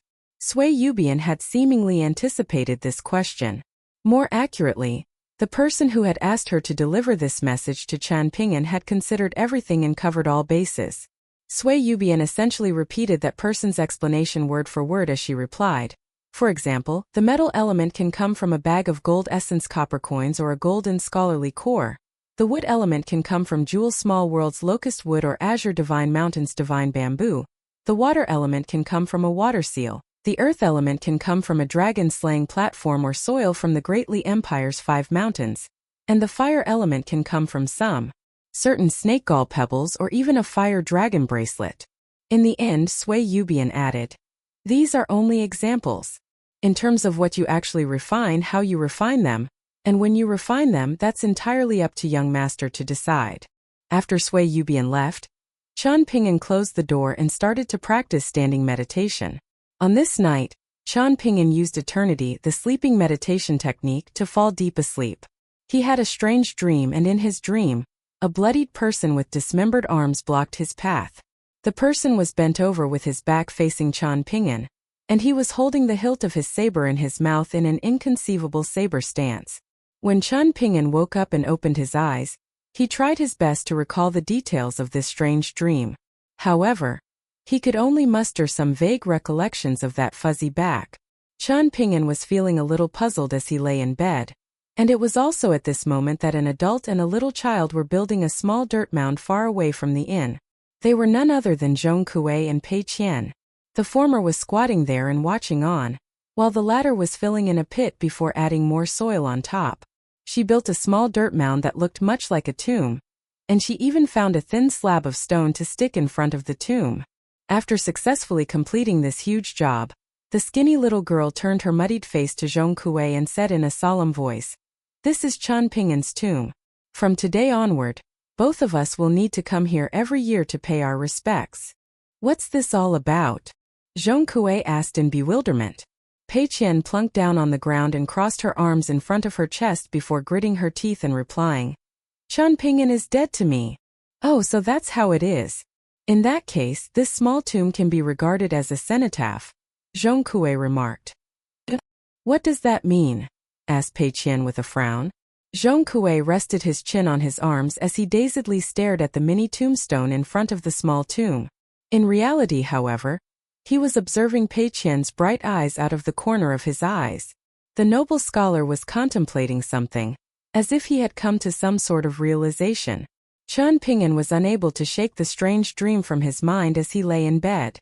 Previously, he had read a Confucian book in his dreams while traveling on Osmanthus Island. What about this time? What was the profound meaning behind this strange dream? Or perhaps it was nothing more than just a simple dream. Maybe he was overthinking things? Chen Ping'an sat up and climbed out of bed. Since he couldn't sleep, he decided to walk to the table to take inventory of his belongings. Jianyang had given him some confirmation in the morning. The Yao clan's convoy to the capital would pass Foxtown tomorrow morning, so Chen Ping'an and his companions could meet them there to travel to Mirage City together. Afterward, they could part ways at a renowned ferry station located outside the capital, and Chen Ping'an and his companions could continue north to Heavenly Palace Peak. Old General Yao had already arranged the necessary aliases for them, so they could continue to enjoy a smooth journey north even after parting ways. Chen Ping'an lit the oil lamp and placed his sword nurturing gourd on the table. 15th flew out, and Chen Ping'an took out his Dao robe, golden sweet wine, with a slightly pained expression on his face. He was slightly pained about golden sweet wine getting damaged, and he was even more pained about the coin that he needed to use to repair the Dao robe. He had already used up all of his grain rain coins, and repairing this Dao robe wouldn't cost a lesser heat coin or a snowflake coin. Instead, it would cost Chen Ping'an a single gold essence copper coin, one from the pouch that Zheng Dafeng had given him as a thank you present after advancing to the next tier in Old Dragon City. Chen Ping'an sighed as he caressed the neatly folded Dao robe. No wonder people said that cultivation was something that would devour mountains of gold and silver. No one would claim that they had too much money to spend. Chen Ping'an took out the pouch of gold essence copper coins and gently placed it on the table. He pinched the coins and placed them on the table, stacking them into a mini tower that was shorter than his palm. Chen Ping'an smiled as he did this. This tower of money was a little small and a little short. Otherwise, he would feel even happier. None of the incredibly valuable gold essence copper coins were offering coins or greeting spring coins. Instead, they were all good fortune coins. The characters ridding evil and world peace were stamped on the two sides of the coins. Yet the font of the characters was different from that of the good fortune coins that Chen Ping'an had first obtained in Jewel Small World. Presumably, the casting of these coins would change every 60 years. While staying in Stalactite Mountain, Chen Ping'an had learned a seemingly crude and simple refinement mantra from the sword-hugging man. In reality, however, it was an extremely orthodox and proper mantra. He had refined a gold essence copper coin using this mantra then, and it had only taken him 15 minutes to bring golden sweet wine back to life. Like sprouting willow branches, the broken threads of his severely damaged Dao robe had knitted back together in an extremely mystical scene. Chen Ping'an estimated that golden sweet wine could return to its original condition in at most 10 days. There was also another pleasant surprise, one related to the several dragons embroidered on the Dao robe. In the beginning, the golden jewel held by the biggest coiled dragon, and the eyes of the two slightly smaller dragons hadn't been especially radiant. After consuming the gold essence copper coin, however, Chen Ping'an discovered that this was essentially an act of painting eyes on the dragons. 1. This was especially the case with the golden jewel, with its spiritual energy becoming so abundant that it was almost as viscous as water. Chen Ping'an had never been fixated on spirit tools or immortal treasures, yet this discovery aroused his interest a little. This was because golden sweet wine's quality and power were experiencing a similar trend to the martial arts cultivation base of Wei Xian, Zhu Lian, and the others. It was growing. What was ranked above immortal treasures? Celestial tools. The Fu clan was the wealthiest clan in Old Dragon City. Yet even they didn't possess a genuine celestial tool, after doing business and accumulating wealth for more than 1,000 years. However, Chen Ping'an didn't hold on to the extravagant hope that golden sweet wine could one day evolve into a celestial tool. After all, he had no idea how many gold essence copper coins he would need to spend to achieve this. Moreover, Jewel's small world had already ceased to exist, so it was extremely likely that production of the 3 types of gold essence copper coins had also come to an end. Perhaps they would no longer appear in the world. Even if Chen Ping'an were fortunate enough to repair his bridge of immortality in the future, he would still need to refine 5 immortal treasures corresponding to the 5 elements if he wanted to advance to the upper 5 tiers. Thus, it was entirely accurate to describe this as more difficult than ascending the heavens. To Chen Ping'an, however, this wasn't too bad. It was nothing more than practicing another 1 million punches after finishing the first 1 million. Everything would be fine as long as he could see the path underfoot clearly and understood where his next step should be placed. As for how long and how difficult this journey would be, this wasn't something that he bothered himself with. Chen Ping'an continued to retrieve his treasures from 15th. There was the golden scholarly core that city god Shunwen had given him, and also the remnant shards of the city god's gold statue after he had perished from the world. A pile of verdant green bamboo slips could be traced back to Azure Divine Mountain, although more than half of them were already filled with lines of poetry and principles that Chen Ping'an had engraved onto them. There was also the snake gall pebble that the divine edict sects, He Xiaoyang, had returned to him. In the end, Chen Ping'an retrieved the water seal that Mr. Qi had personally carved and engraved. He gently placed it in the center of the table before resting his arms and chin on the table as well. There was a common saying that mountains and waters couldn't be separated. However, his mountain seal had been destroyed in the Flood Dragon Trench, making his water seal appear especially lonely at this moment. Chen Ping'an was slightly adrift, and a thought suddenly came to his mind. He wanted to buy a white jade hairpin during the next leg of his journey, and it wouldn't matter even if the material was only ordinary. After engraving 8 characters onto the hairpin, he would be able to wear it in his hair. He wasn't trying to show off, and he simply thought that in his current state, he should either wear golden sweet wine or wear an azure robe with a jade hairpin. He wasn't necessarily a scholar, but he could at least pretend to be a scholar, couldn't he? Moreover, when he returned to Eastern Treasured Vile Continent and went to Great Sui Nation's Mountain Cliff Academy to visit Li Baoping and the others, he would no longer need to worry about embarrassing them because of his outfit. After reading so many books and learning so many sagely principles, Chen Ping'an was still the fondest of those same 8 characters. Amiable as jade should a virtuous person be. Upon remembering that there was a noble scholar bunking down on the floor of the inn, however, Chen Ping'an couldn't help but feel a little curious about the Great Subduing Academy. If it weren't for the fact that he didn't want to stay in Parasol Leaf Continent and delay his journey, Chen Ping'an would have genuinely wanted to visit the Confucian Academy to have a look around. Chen Ping'an put all of his treasures away one by one, returning them to his pocket treasure. In order to clear his new and old debts back then, Zheng Dafeng had given Chen Ping'an more than just a pouch of gold essence copper coins. He had also given Chen Ping'an an extremely valuable minimization treasure. It was a jade tablet with no engraved characters, making it appear as simple and elegant as could be. However, Chen Ping'an was accustomed to interacting with 15th, and the cooperation between them was also incredibly smooth. Thus, he hadn't used the minimization treasure this entire time. Even Earth immortals at the nascent tier might not be able to obtain such a treasure, yet Chen Ping'an was hiding it away and leaving it unused just like that. The dew armor, West Mountain, was temporarily left with Wei Xian. The saber-halting snow was hanging by Lu Baixiang's waist, and the sword Deep Infatuation was resting on Sui Yubian's back.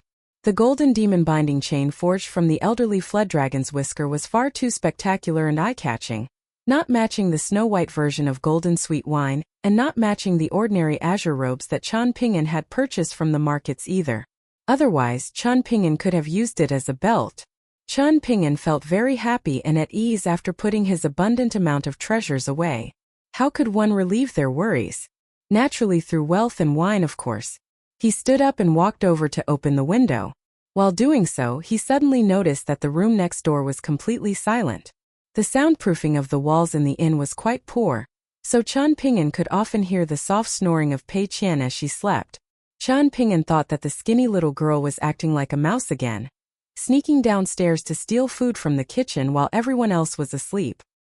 He waited for approximately 15 minutes, yet what he eventually heard was the door of the inn being opened and shut. Chen Ping'an casually flicked his finger, instantly extinguishing the oil lamp on the table. It wasn't long before he heard Pei Qian walking upstairs. Only when Pei Qian closed her door did Qian Ping'an finally calm his mind and relight his oil lamp. He retrieved 3 books and started to casually flick through them. There was the mountain shaking guide that he had borrowed from Gu Kan, the authentic death-avoiding book that Li Shixing had given him, and the proper sword scripture that Zheng Dafeng had given him. Qian Ping'an had already memorized the contents of these books, and apart from starting to practice the mountain shaking guide sleeping meditation recently, he had also been practicing talismans and sword techniques for a while. However, he was making little to no progress compared to the period before he had accidentally entered the lotus flower-blessed land. He didn't have enough time or effort to focus on so many things at once. However, he believed that he could pick up a calligraphy brush and try his hand at some talismans from the authentic death-avoiding book that were even higher grade than the Treasure Pagoda demon-suppressing talisman. He could potentially succeed in a single go. Qian Ping'an read for the entire night, all the way until the next morning. The sun was yet to rise, yet he could already hear some faint rustling coming from next door. It wasn't long before someone knocked on his door. Qian Ping'an put the 3 books away and walked over to answer the door, only to see Pei Qian packed up and dressed ready to go. She was carrying her luggage and holding her hiking pole, and there was a brilliant smile on her face as she looked up and asked, "When are we setting off for Mirage City? Didn't I tell you to stay at the inn?" Qian Ping'an replied. The dazzling smile remained on Pei Qian's face as she played dumb and asked, "Should I wake the lame boy up to make breakfast for us? We should fill ourselves up before setting off.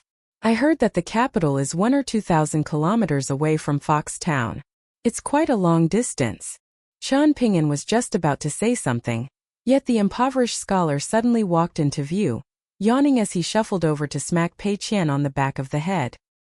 He was bleary-eyed as he looked at Qian Ping'an and asked, "Is the convoy from the Yao clan going to come this early?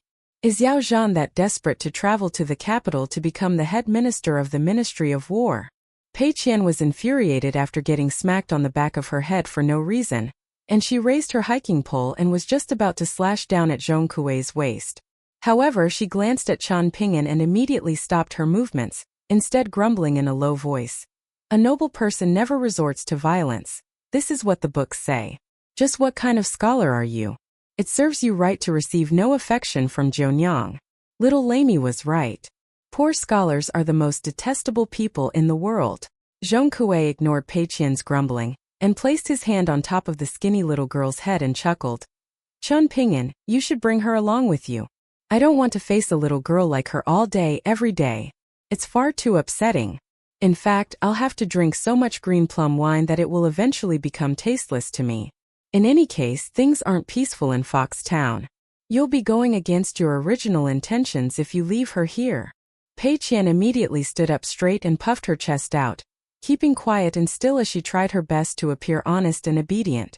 Qian Ping'an didn't offer an answer straight away, and he simply replied, "I'll think about it." "You should indeed have a good think about it." Zhong Kuei smiled and concurred with a nod. Qian Ping'an walked downstairs and left the inn to go for a walk. When Zhong Kuei opened the door of the inn, Zhonyang, third grandpa, and the lame young boy had already woken up. They started to busy themselves with preparing breakfast. Zhu Lian and the others opened their doors on the second floor at almost the exact same time. The inn immediately became lively. When Pei Qian and Zhong Kuei walked downstairs, the skinny little girl secretly tugged Zhong Kuei's sleeve. When the noble scholar turned around to look at her, Pei Qian quietly said, "I'll speak with Zhonyang and put in some good words for you later." Could this be viewed as a reciprocation of goodwill? Zhong Kuei gave her a thumbs up and exclaimed, "How chivalrous." Qian Ping'an wandered around for several kilometers, practicing the 6-step walking meditation as he slowly returned along the official road. He felt refreshed and reinvigorated. He took a few extra glances at the silhouette of Fox Town in the distance.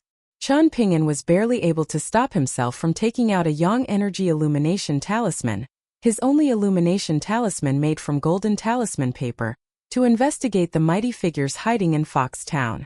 If a powerful demon with a strong cultivation base was genuinely hiding there, then ordinary illumination talismans wouldn't necessarily be able to detect their presence. In any case, The fact that a noble scholar from the Great Subduing Academy was keeping guard here was proof that the mighty figures hiding in Foxtown were definitely stronger than the so-called great demons in Colorful Garment Nation. However, Qian Pingyuan immediately stopped himself from using the illumination talisman. If a profoundly powerful demon was genuinely hiding in Foxtown, then activating that golden yang energy illumination talisman would serve as both a warning and a provocation. Was Qian Pingyuan so bored as to actively seek trouble for himself? Moreover, golden talisman paper was incredibly precious, and each one he used would mean one less in his possession. Qian Pingyuan naturally wouldn't waste his treasures. After returning to the inn, Qian Pingyuan felt a big headache forming as he sat on the door threshold. As it turned out, Pei Qian and Zhong Kuei were sitting at a table together, with Zhong Kuei sipping wine as he led the little girl astray.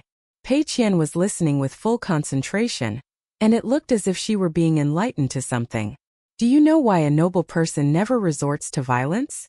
Zhong Kuei asked. Because scholars are bad at fighting, Pei Qian replied. Noble people are that impressive at arguing?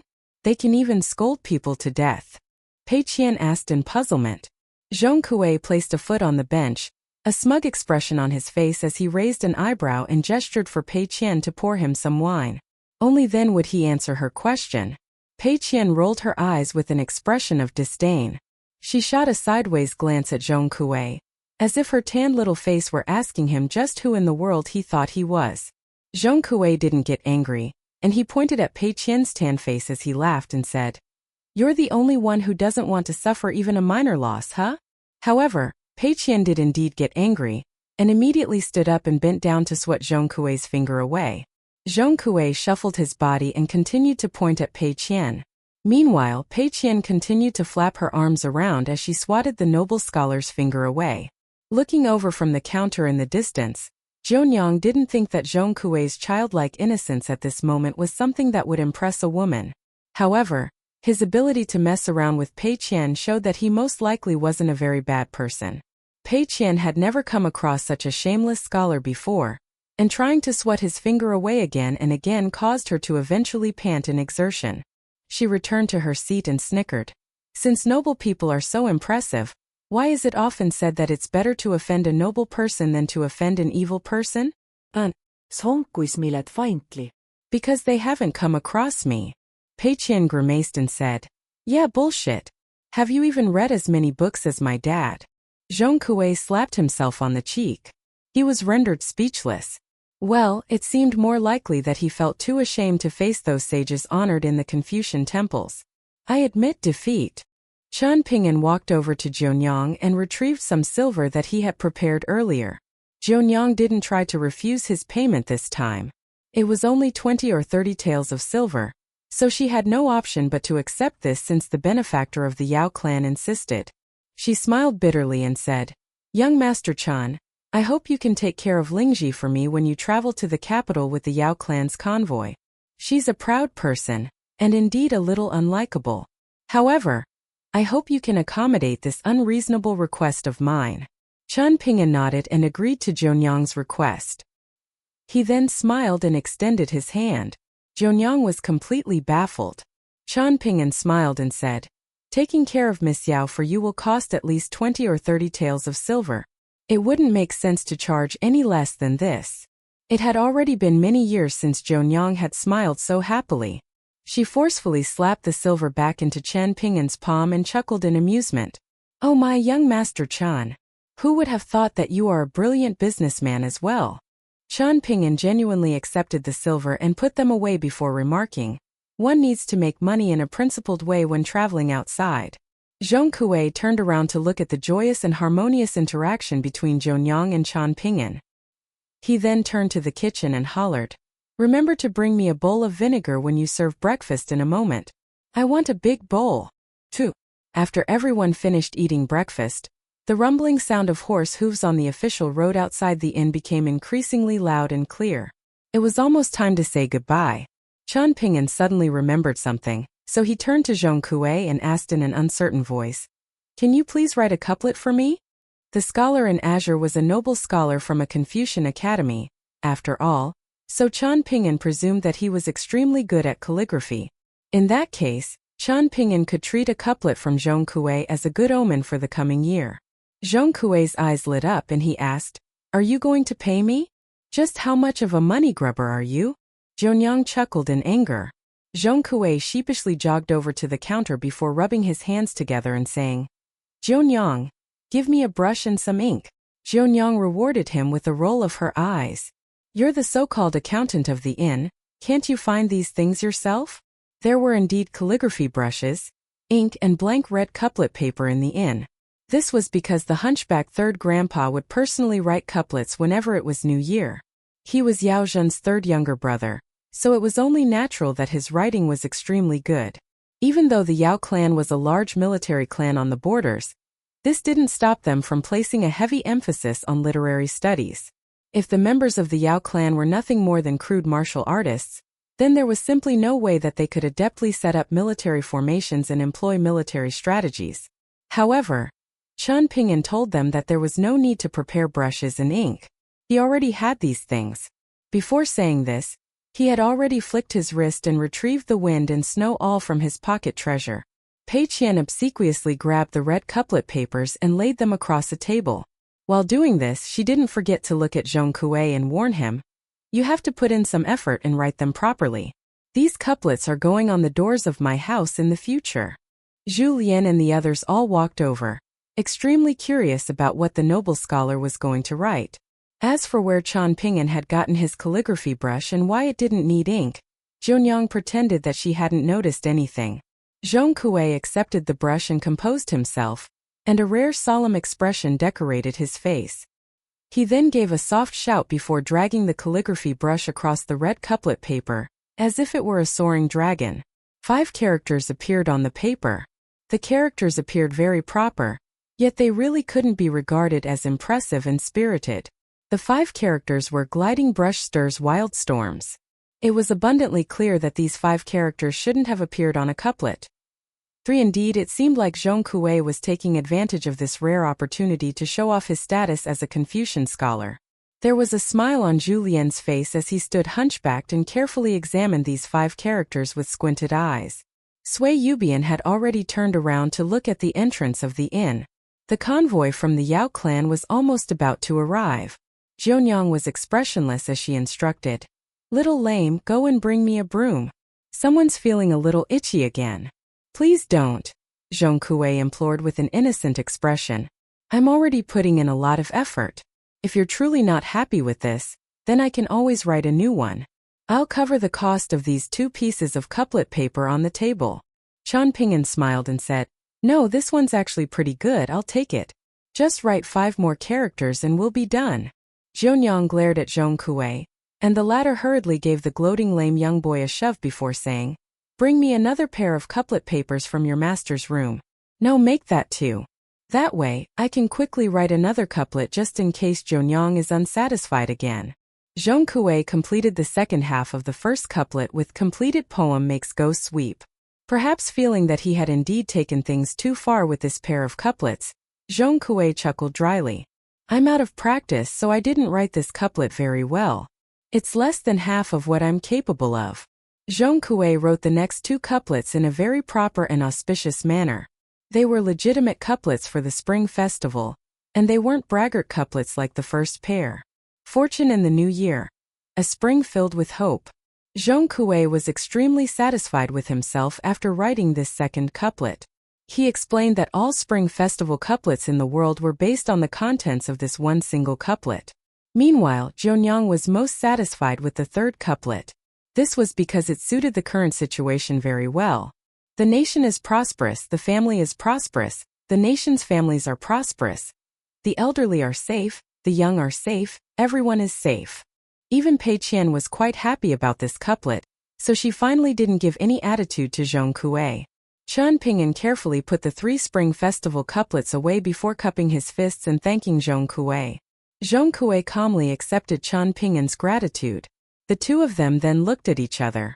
"Brush," Qian Pingyan reminded the noble scholar in a slightly exasperated voice. "I've already given you 3 Spring Festival couplets with such beautiful blessings. So can't you give me just a single calligraphy brush?" Zhong Kuei asked. "No," Chen Ping'an replied with a shake of his head. Zhong Kuei still wanted to haggle.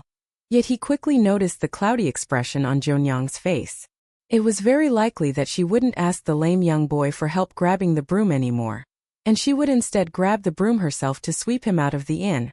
Zhong Kuei sighed and reluctantly returned the wind and snow all to Chen Ping'an, murmuring, "The characters on the handle of the brush, writing as if assisted by the gods, have a strong affinity with me.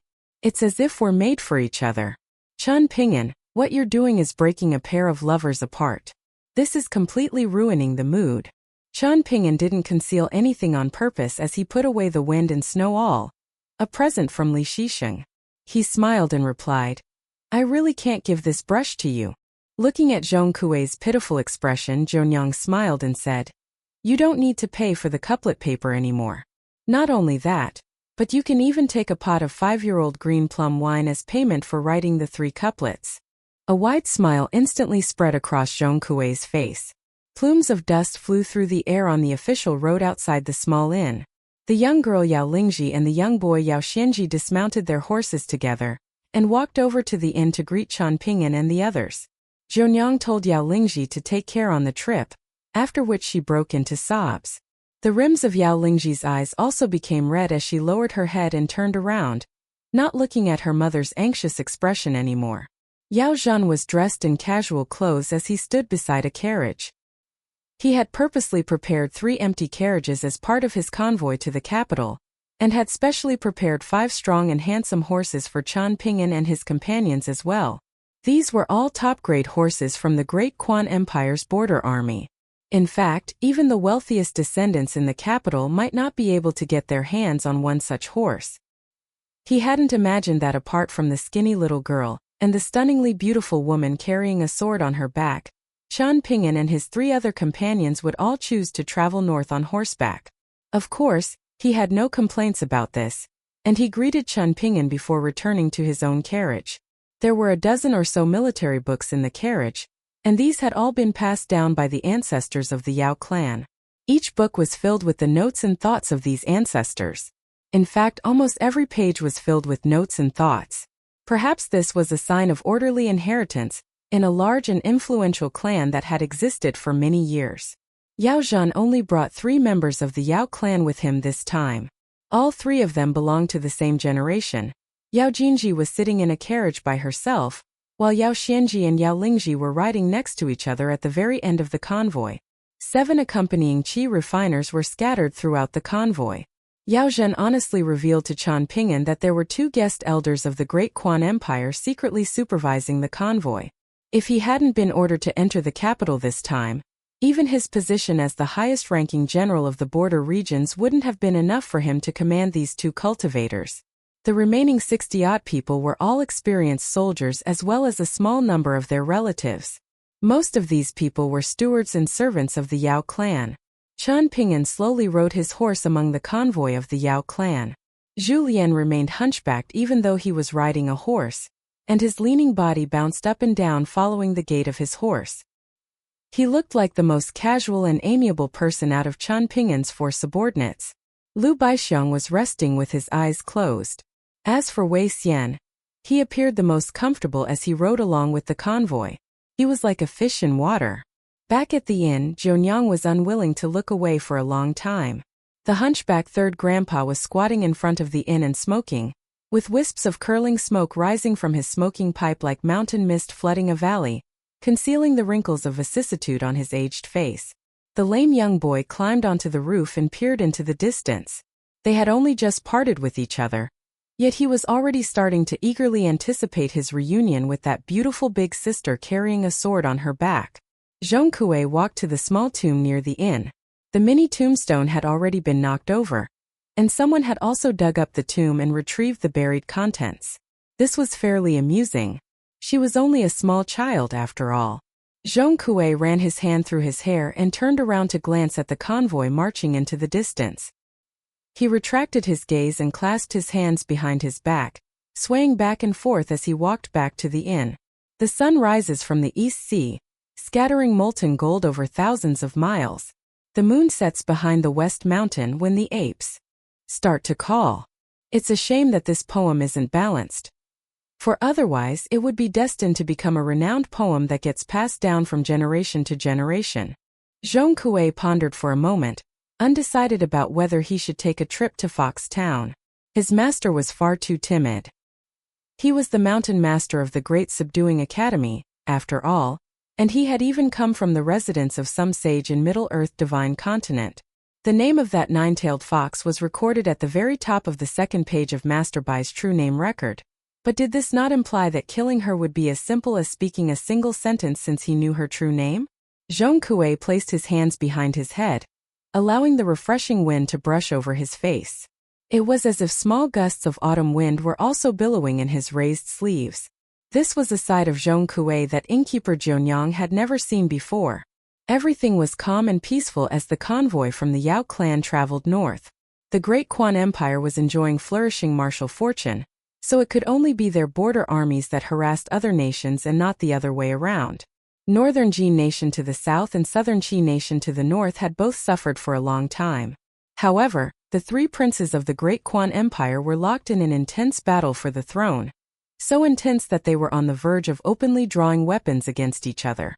This occupied a lot of the first prince's time and effort, forcing the eldest prince who guarded the northern borders to scrap his plans to launch a northward military expedition, lest his force accidentally suffer fundamental losses after conquering large swathes of enemy territory. That would result in him losing his advantage. If that were the case, would he not be handing the fruits of his labor over to the new emperor in Mirage City? There were also 4 or 5 small nations neighboring the Great Quan Empire to the east and west.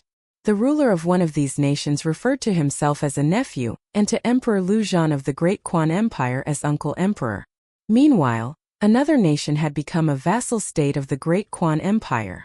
The convoy stopped once every 15 kilometers, since it was necessary to clean the nostrils of the warhorses. Yao Zhan would also take this opportunity to leave his carriage and chat with Qian Ping'an. After a few conversations, Yao Zhan's grandson Yao Xianji also became familiar with Qian Ping'an. However, this unpolished jade of the Yao clan was very modest in front of Qian Ping'an. Yao Xianji was only 14 years old, yet he had already served in the border army for 3 entire years. He had become an official scout in his second year, and had been promoted to corps commander after providing meritorious service. He had studied the art of war from his teachers in the clan ever since a young age, yet he wasn't someone who was fond of boasting about his knowledge. He was extremely mature for his age, and clan leader Yao Zhan also had very high hopes for him. Yao Xianji didn't conceal his admiration of Qian Ping'an at all. Back in the mountain valley, it was Qian Ping'an who had appeared from out of nowhere when the mounted troops of the Yao clan were being ruthlessly hunted and massacred by the 2 cultivators from the mountains. Qian Ping'an had saved his grandpa and the other surviving members of the mounted troops. Afterward, Yao Lingji had told Yao Xianji about Qian Ping'an's incredible feats in the inn. With 3 simple punches, he had killed little Duke Gao Shui on the spot. After killing the little duke, he had even dared to fight against Imperial Guardian Li Li. Upon hearing this, Yao Xianji had developed an even deeper sense of respect and admiration for Qian Ping'an. In fact, he felt a strong urge to help Qian Ping'an clean and feed his horse every single day. Qian Ping'an also had a fairly good impression of Yao Xianji, especially the unwavering determination in his eyes when he fought bravely with his body covered in blood in the mountain valley. This was still fresh in Qian Ping'an's memory. However, perhaps because Yao Xianji wanted to get closer to him, he would always look for something to talk about even when there was nothing to talk about. As a result, he would often crack some unfunny jokes. For example, why was Southern Qi Nation in the north while Northern Jin Nation was in the south? Yao Xianji also mentioned how some literary giants who were experts at composing poems about the border regions were extremely fond of the Yao clan's cavalry. One certain poet had even offered to exchange his poems for a top-grade warhorse, an offer that his grandpa had rejected. The poet had been extremely bitter about this, and he had slandered the Yao clan's border army for a whopping 10 years after returning to the capital. Yao Xianji claimed with confidence that he would definitely visit this poet when they arrived in Mirage City. Qian Ping'an rarely spoke when he interacted with Yao Xianji. However, he wasn't annoyed by Yao Xianji's persistence either. Yao Lingji was the most prodigious martial arts talent in her generation of the Yao clan, And her feelings toward Qian Ping'an were much more complicated than those of Yao Xianji. There was gratitude and respect, yet also some unwillingness to acknowledge that he was extremely impressive. She was also a young girl, so she was rather unwilling to accompany Yao Xianji to pester Qian Ping'an all the time. Qian Ping'an had ridden a horse before, and he had even ridden a donkey with the old Taoist priest in the lotus flower-blessed land. Thus, he knew that the storytellers in novels were all lying when they talked about people traveling 500 kilometers on horseback in a single day. Imperial messengers could indeed achieve this by running horses in a relay and taking advantage of the relay stations along the post roads. This method would be employed when delivering urgent military updates. However, there was a requirement to swap messengers and horses every so often. Not only that, but the messengers would bear no responsibility if they knocked people over and accidentally killed them on the post roads. The price to pay was severely wounding the horses that took part in the relay. Indeed, the hoofs of the horses might be severely damaged even if they had horseshoes on. The post officials and the county officials were all extremely diligent and hospitable when they hosted the convoy from the Yao clan. Clan leader Yao Zhan was a great general who commanded the iron cavalry of the Yao clan, after all, and he wasn't going to the capital to remove his armor and retire. Instead, he was going to the capital to become the head minister of the Ministry of War. He was a trusted subject of the emperor, and he was going to transform from a pillar of the border regions to a pillar of the imperial court. That being the case, old General Yao could potentially squish a few county magistrates to death with his pinky finger if he so desired. Thus, who dared to take this convoy lightly? Yao Zhan greeted and farewelled many officials, and it was a tiring task for him to interact with all these people. He wasn't necessarily enthusiastic when dealing with the local officials, yet he didn't display any sense of haughtiness or bad temper either. He almost never rejected any governor's invitation to a banquet, though he would occasionally find some excuses to turn down the invitations from the prefectural overseers. County magistrates naturally didn't dare to host a welcoming banquet for the incoming head minister. Qian Ping'an didn't attend these banquets, while Pei Qian racked her brains and tried her best to go along to them. One time, she started to drool simply by listening to Yao Xianji describe the names of the dishes. The strange thing was that Yao Zhan would bring Yao Lingji and Yao Xianji to the banquets with him every single time. However, he would always ignore Yao Jinji, the young woman who was seemingly treating her carriage as her home. This time, they were passing by a relatively unknown prefectural city, and the authorities there seemed willing to even wash the streets ahead of them. As always, Qian Ping'an didn't participate in any of the official events. He left the relay station with Pei Qian and Zhu Lian, and he planned to buy some small trinkets such as a jade hairpin. However, Yao Jinji surprisingly decided to leave the relay station as well, asking to tag along with Qian Ping'an and the two others. She was still wearing her elegant veiled hat. When resting during their travels, however, she would always remove this veiled hat if there were no outsiders present, allowing Qian Ping'an to see her true appearance many times. She was indeed very beautiful, even more so than sword immortal Sui Yubian. According to Zhu Lian's joking remark, he had never come across a woman as breathtakingly beautiful as Yao Jinji during his several decades as the strongest person in the lotus flower-blessed land. He had heard about the Mirror Heart Pavilion's Tong Qingqing appearing in the blessed land after him, so he had wondered whether her beauty could rival that of Yao Jinji's. Qian Ping'an had nodded and said it could. After hearing this, Zhu Lian had said that if he were to put a price up to 100 copper coins on a woman's beauty, then Yao Jinji and Tong Qingqing would deserve at least 90 copper coins. Qian Ping'an wasn't willing to discuss the looks of other people behind their backs. Moreover, there was a single thought in his mind. Even if these women had perfect looks, they would only be worth a maximum of 100 copper coins according to Zhu Lian's scale. In his mind, however, Ning Yao's beauty could only be measured in grain rain coins or gold essence copper coins. Thus, Qian Ping'an didn't have any extra thoughts when he came across Yao Jinji and witnessed her beauty. He simply treated her as another acquaintance. Qian Ping'an wanted to buy a jade hairpin, so Yao Jinji told him that there was a child alley in the prefectural city that specialized in selling antiques and curios. She had heard some rumors about the things there, so she also wanted to go there to search for a decorated tileend and an ancient type of lucky money. Zhu Lian liked supernatural novels, while Pei Qian liked everything precious and valuable. However, Her innately sinister and ferocious personality was seemingly suppressed by a huge degree when she traveled with Qian Ping'an. She always begged Qian Ping'an to let her become a bookkeeper like Zhong Kuei. She didn't ask for much, and she would be extremely satisfied with just a few pieces of loose silver in her pockets. Qian Ping'an completely ignored Pei Qian's request. With 10 copper coins in the pocket, one shakes their clothes to cause loud clinking. This saying perfectly described the skinny little girl. This prefectural city spent a lot of effort to welcome Yao Zhan. While walking to Child Alley, Yao Jinji explained the reason to Qian Ping'an.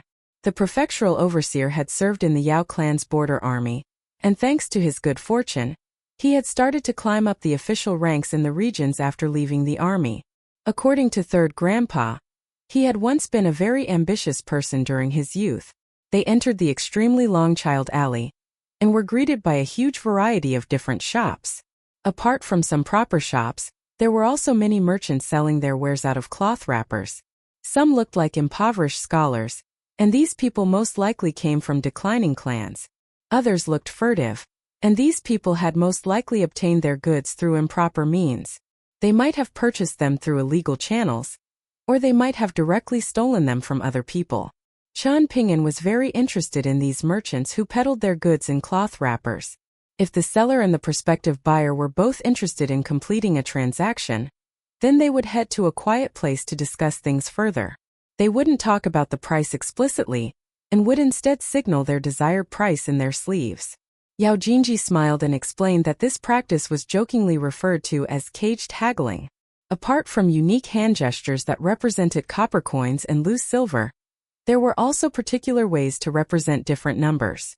For example, bending one's index finger to one's palm would represent 9, while crossing one's index finger and middle finger would represent 10. Qian Ping'an, Zhu Lian, and Yao Jinji all made some purchases in Child Alley. Only Pei Qian was still empty-handed.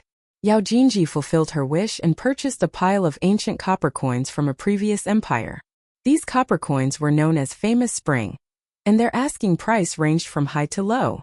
There was nothing out of the ordinary regarding these transactions. However, things were slightly different when Yao Jinji came across a few decorated tile ends in a small shop. There were tile ends decorated with Taotai patterns, tile ends stamped with auspicious sayings, and even a set of 4 tile ends decorated with the images of 4 gods. Qian Ping'an could sense the young woman's delight through her veiled hat. Yao Jinji left the small shop with an additional bag, and Qian Ping'an offered to carry it for her out of politeness. However, the young woman hurriedly turned down his offer. Zhu Lian purchased 2 romance novels that were hidden under the covers of supernatural novels. As for Qian Ping'an, he purchased a hornless dragon hairpin made from white jade. There were no characters inscribed on the hairpin, and there were only some clean and flowing dragon patterns. Qian Ping'an had immediately taken a liking to this hairpin, yet he had found the asking price slightly too expensive. The merchant claimed that this hairpin was crafted by a jade carving master from a past dynasty, and it was simply the case that they hadn't engraved their signature onto this work. Otherwise, he wouldn't sell it even if someone offered him 300 taels of silver. Qian Ping'an would have immediately turned around and left if he had come across this situation during his trip to Great Sui Nation. On the other hand, he would have gritted his teeth and made the purchase if he had come across this situation sometime before today. Fortunately, Yao Jinji walked over to haggle with the merchant, eventually slashing the price to 30 taels of silver. Her argument implied that she owned a legendary jade carving from this renowned craftsman, a daffodil that was truly exquisite and wondrous. As a result, she was incredibly familiar with this renowned craftsman's carving techniques. With this as the basis of her argument, she continued to talk down the material of the hornless dragon jade hairpin. The merchant was rendered speechless, so he could only huff and significantly reduce the price of the jade hairpin as he sold it to Qian Ping'an. Walking out of the shop with a small brocade box in his hand, Qian Ping'an first thanked Yao Jinji for her help with slashing the price of the jade hairpin. He then couldn't help but smile bitterly and say, "Miss Yao, listening to your words just then, why do I feel jade hairpin isn't even worth 30 taels of silver?" Yao Jinji remained silent, however. Only when they walked a fair distance from the small shop did she chuckle softly and say, "This jade hairpin is genuinely something crafted by that renowned craftsman. To say nothing of 300 taels of silver, It would have been worth purchasing even if it cost 500 taels of silver. Moreover, the craftsman only worked with the best quality jade, so the material of your jade hairpin is naturally top quality. In fact, the quality is so high that the craftsman regarded it as the paragon of beautiful jade. He almost didn't dare to take his carving tools to the piece of jade. Everyone can tell whether a piece of jade is of good quality or bad quality. However, it's far more difficult to determine just how good the quality of the jade is. Moreover, each person has their own tastes, so this complicates things even further. Julien nodded with a smile. However, it was unclear whether he was admiring Yao Jinji's knowledge or approving of the renowned craftsman's attitude toward beautiful jade. Chen Ping'an put the small brocade box into his sleeve and asked with a smile, "Do you truly possess that jade daffodil?" "I borrowed those descriptions and explanations from a book," Yao Jinji replied with a smile. This implied that she didn't. Pei Qian rolled her eyes. She wanted to ingratiate herself with Yao Jinji in the hopes that the young woman would feel in a charitable mood one day and decide to give that jade daffodil to her. However, Yao Jinji then added, "Those descriptions were indeed from a book, but the jade carving was a wedding gift given to my auntie." Chen Ping'an could only respond with a polite smile. Yao Jinji was quite similar to her younger brother, Yao Xianji, in this sense.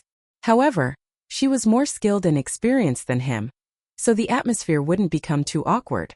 Judging from this, it could be seen that Yao Jinji was actually quite easy to get along with. Pei Qian was already starting to ingratiate herself with Yao Jinji, asking in a sweet voice, "Are you tired, big sister Yao? Do you want me to carry your bags for you? I'm very familiar with carrying things, and I've been responsible for carrying the luggage this entire trip. I guarantee that I won't break any of your treasures." Yao Jinji smiled and shook her head, causing her white veil to gently sway back and forth. Pei Qian was slightly disappointed, and she was still unwilling to give up, saying, "Then make sure to tell me when you get tired, big sister Yao. This alley is more than 5,600 paces away from the relay station, but with your long legs, it's probably around 4,700 paces away." Yao Jinji could only nod in response. Pei Qian was truly a strange little girl. As the four of them continued to walk along the bustling child alley, Julien looked down at Pei Qian and asked with a smile, "You remember the distance so clearly?" Pei Qian sighed in grief and replied, "Because I'm bored. I won't get money to spend anyway, so I can only find something to occupy myself with. What else can I do?" Julien chortled with laughter. They returned to the relay station at dusk, and Chen Ping'an made his way to the back courtyard to take a walk. Here he discovered Lu Baixiang and Sui Yubian sitting in a small pavilion and playing a game of Go with a Go set that they had found from some unknown place. Wei Xian was standing next to them and observing the game. Chen Ping'an walked into the pavilion just as the game was decided. Lu Baixiang won by a small amount. Sui Yubian played an extremely aggressive style of Go, one that was filled with energy and vigor. On the other hand, Lu Baixiang was less resolute and attacking than Sui Yubian even though he was a man. Julien also walked over. Sui Yubian farewelled Chen Ping'an and left, so Lu Baixiang challenged Julien to a match instead. The hunchbacked old man shook his hands, saying that he was a terrible Go player who didn't dare to embarrass himself. Lu Baixiang turned his gaze to Wei Xian, and the latter said that he was inferior to even a terrible Go player. In fact, he hadn't understood the game between Lu Baixiang and Sui Yubian at all. He simply had nothing else to do, so he wanted to see who would win the game. There was no one playing Go, so Wei Xian took his leave. Julien left immediately after him. Only Chen Ping'an and Lu Baixiang stayed back, with the latter packing up the Go set. Chen Ping'an leaned against the railing and drank the green plum wine from his sword-nurturing gourd. Meanwhile, Lu Baixiang pinched the Go pieces between his fingers and quickly returned them to their respective boxes. This was a simple and unremarkable task, yet the crisp cracking sounds resulting from the collisions between the Go pieces surprisingly prevented the task from appearing menial and boring. Instead, it appeared quite calming and pleasant. Chen Ping'an felt a sense of admiration. If it weren't for his complete lack of talent in Go, and if he didn't view games of Go as a time-consuming endeavor that would affect his training of fist techniques and sword techniques, Chen Ping'an would have genuinely wanted to study and play Go. Yao Jinji walked over in a calm and elegant manner, not wearing her veiled hat anymore since she was in the relay station. After sitting down, she turned to Liu Baixiang, who had finished packing up the Go set, and asked, "Mr. Liu, how about a game between the two of us?" Liu Baixiang glanced at the sky and replied with a smile, "I imagine it will be a fierce battle. I don't mind playing a game of Go at night, but will you be able to see the Go board clearly when the sky turns dark?"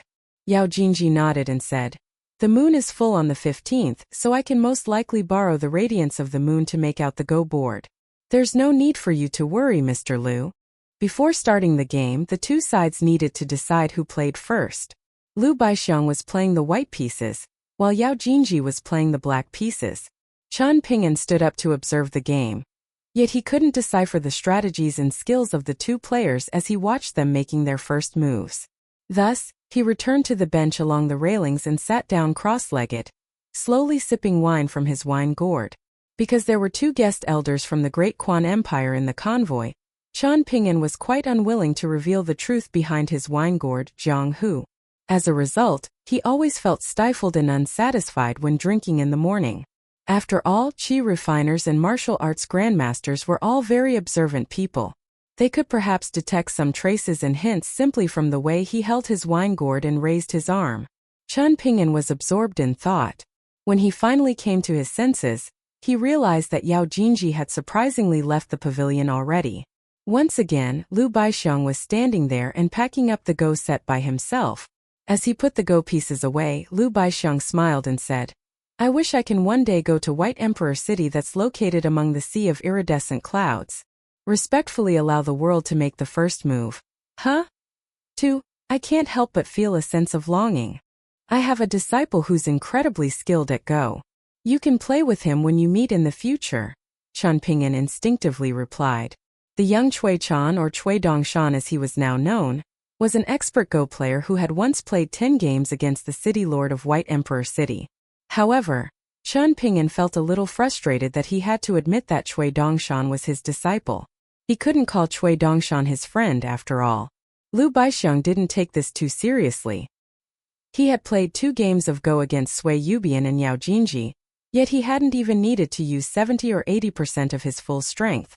Sui Yubian had genuinely lost, while Yao Jinji had also concealed some of her strength. However, she would have still lost even if she had used her full strength. Liu Baixiang could almost be described as conceited regarding his skills in Go.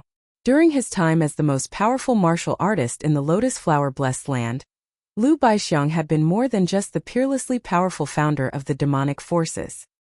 He had also been unrivaled in Go. What Liu Baixiang was truly curious about was the fact that Chen Ping'an surprisingly had a disciple. After all, Chen Ping'an was still young, and he wasn't a Confucian scholar in this majestic world either. After chatting about the cultures and customs of the prefectural city for a while, Liu Baixiang left the pavilion to return the Go board and the Go pieces. Chen Ping'an chose to remain in the pavilion by himself.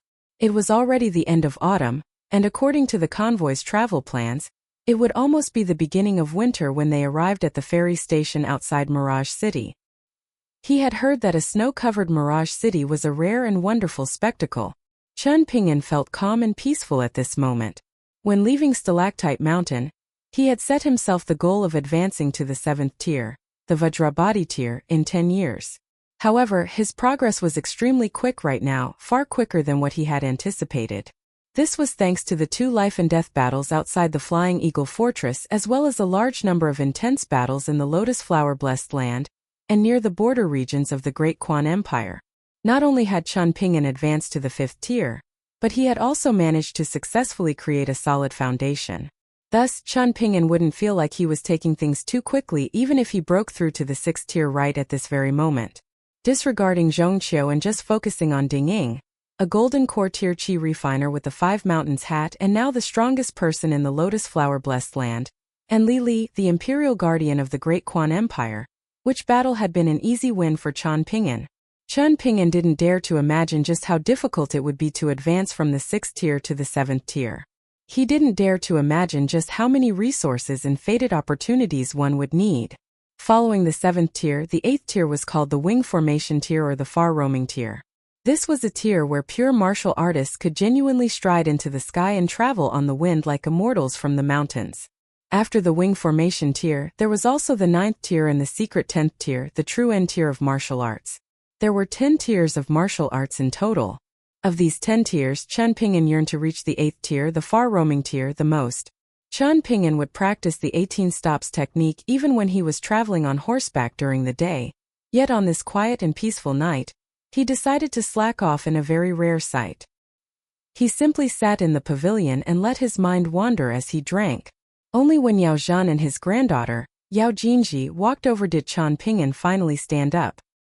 He noticed the cloudy expression on the old general's face, and Yao Jinji explained in a soft voice. The prefectural overseer only reminisced about his time in the army when he chatted with Grandpa during the banquet. After Grandpa drank to his heart's content, however, the prefectural overseer privately instructed someone to deliver a huge present to the relay station, hoping that Grandpa can take care of his disciples when Grandpa becomes head minister in the future. Grandpa became very angry about this. Yao Zhan lightly patted his knee and sighed with emotion, adding with a gloomy expression, thinking back to the past, just how impressive was that young man.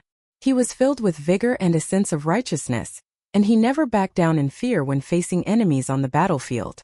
Yet, after just 10 or so years as an official, how has he already changed so much? Grandpa, 10 years isn't a short time. Wearing an official's hat will change one's personality, and stepping into the government office will change one's colors, Yao Jinji said with a smile. Yao Zhan humped coldly and exclaimed, "What an utterly unnecessary gesture! He doesn't need to dream about me going against my conscience to help him in the imperial court." Yao Jinji smiled and asked, "Would you have put in some good words for him because of your past friendship, even if he didn't give you these presents?" Clearly not. Since this is the case, the prefectural overseer decided that it was worth it to take a gamble. He wagered that you understand the compromises that one must make in the imperial court. He wagered that you also have to yield after entering the officialdom, and that Ipi needs to seek support from some old acquaintances after becoming the head minister of the Ministry of War, lest you be marginalized by the officials and nobles in the capital. If you become isolated and powerless in the future, then perhaps the first name you think of will be that of this prefectural overseer. There was a bitter smile on Yao Zhan's face. Chen Ping'an didn't interject. Yao Zhan and his granddaughter were willing to discuss these schemes and rules of the officialdom in front of an outsider, so Chen Ping'an treated this as knowledge and information that even 1,000 taels of gold might not be able to buy. He simply listened and remembered everything. Chen Ping'an's journey north would be more than halfway complete once he passed Burial River, the river that cut across the Great Quan Empire. On this night, the convoy from the Yao clan stayed in a relay station to the south of Burial River. They were only 200 meters from Burial River, so Yao Zhan asked Chen Ping'an to accompany him to the river to enjoy the scenery and relax his mind. Just now they had dinner and enjoyed a local specialty. The carp from Burial River were top-notch. They had golden scales and crimson fins, and they didn't taste too fishy, whether they were steamed, cooked in sweet and sour sauce, or braised in soy sauce. They were incredibly tasty, to the extent that they were used as offerings to the imperial court of the empire. However, it was a shame that the renowned water god temple of Burial River was located quite some distance away from the relay station, about 150 kilometers. Many literati from a number of different nations left their precious thoughts and poems on the walls of the water god temple, and the earliest writing on the walls could be traced back 600 years. Moreover, many renowned literati from different generations would reply to each other's poems or thoughts, beautifully complementing each other's works. Of course, there were also subtle competitions between literati using the same topics and genres, and there were also remarks and comments left by famous literati from future generations. This caused the water god temple to shine with the dazzling brilliance of literary talent. There was abundant scholarly fortune in the water god temple, and it surprisingly seemed even more abundant than the scholarly fortune in the Confucian temple located in Mirage City. They were split into 3 groups as they strolled along the river. At the very front there was Yao Zhan and Chen Ping'an walking side by side. Pei Qian was holding her hiking pole and walking slightly behind them. The second group consisted of the 2 guest elders from the Great Quan Empire, as well as Yao Zhan's 3 grandchildren. The 2 guest elders were a Taoist master and his disciple. They weren't dressed in their eye-catching Taoist robes right now because they were traveling with the Yao clan's convoy in secret. Thus, they were carrying standard army sabers by their waists instead, using this to conceal their identities. The two Taoist priests remained distant from the others the entire time. Wei Xian, Zhu Lian, Lu Baixiang, and Sui Yubian appeared together in a rare sight, and the four of them made up the third group at the very end. Yao Zhen genuinely enjoyed Qian Pingan's company, and this was the case even though Qian Pingan seldom said anything most of the time. The old general was always serious and unsmiling when in the army and at home, yet he became far more relaxed and talkative when he interacted with Qian Pingan. Right now, he was explaining the ranking system of mountain and river deities in the Great Quan Empire to Qian Pingan. Apart from the formal gods of the 5 mountains, the water god of this burial river was the highest ranking among the deities of mountains and rivers in the Great Quan Empire. The water god was a commandery governor, and not only could they build their own official residence, but they were even allowed to do so according to the standards afforded to vassal kings. However, the water god's residence was always closed off, and they almost never interacted with people from the mortal world. In fact, the water god had only shown their true form a mere few times during the past 200 years. Most of the time they would be like an elusive dragon that one could barely see. The water god temple was flourishing and enjoying huge amounts of incense offerings, so much so that it was even superior to the most orthodox formal gods of the 5 mountains. Every time a temple fair rolled around, more than 100,000 people would gather on the northern and southern banks of Burial River, causing the gold statue worshipped in the water god temple to be shrouded in mist and incense smoke all year round. Yao Zhen laughed heartily and said, "If the empire suffers a drought, then the emperor will personally visit the water god temple to pray for rain.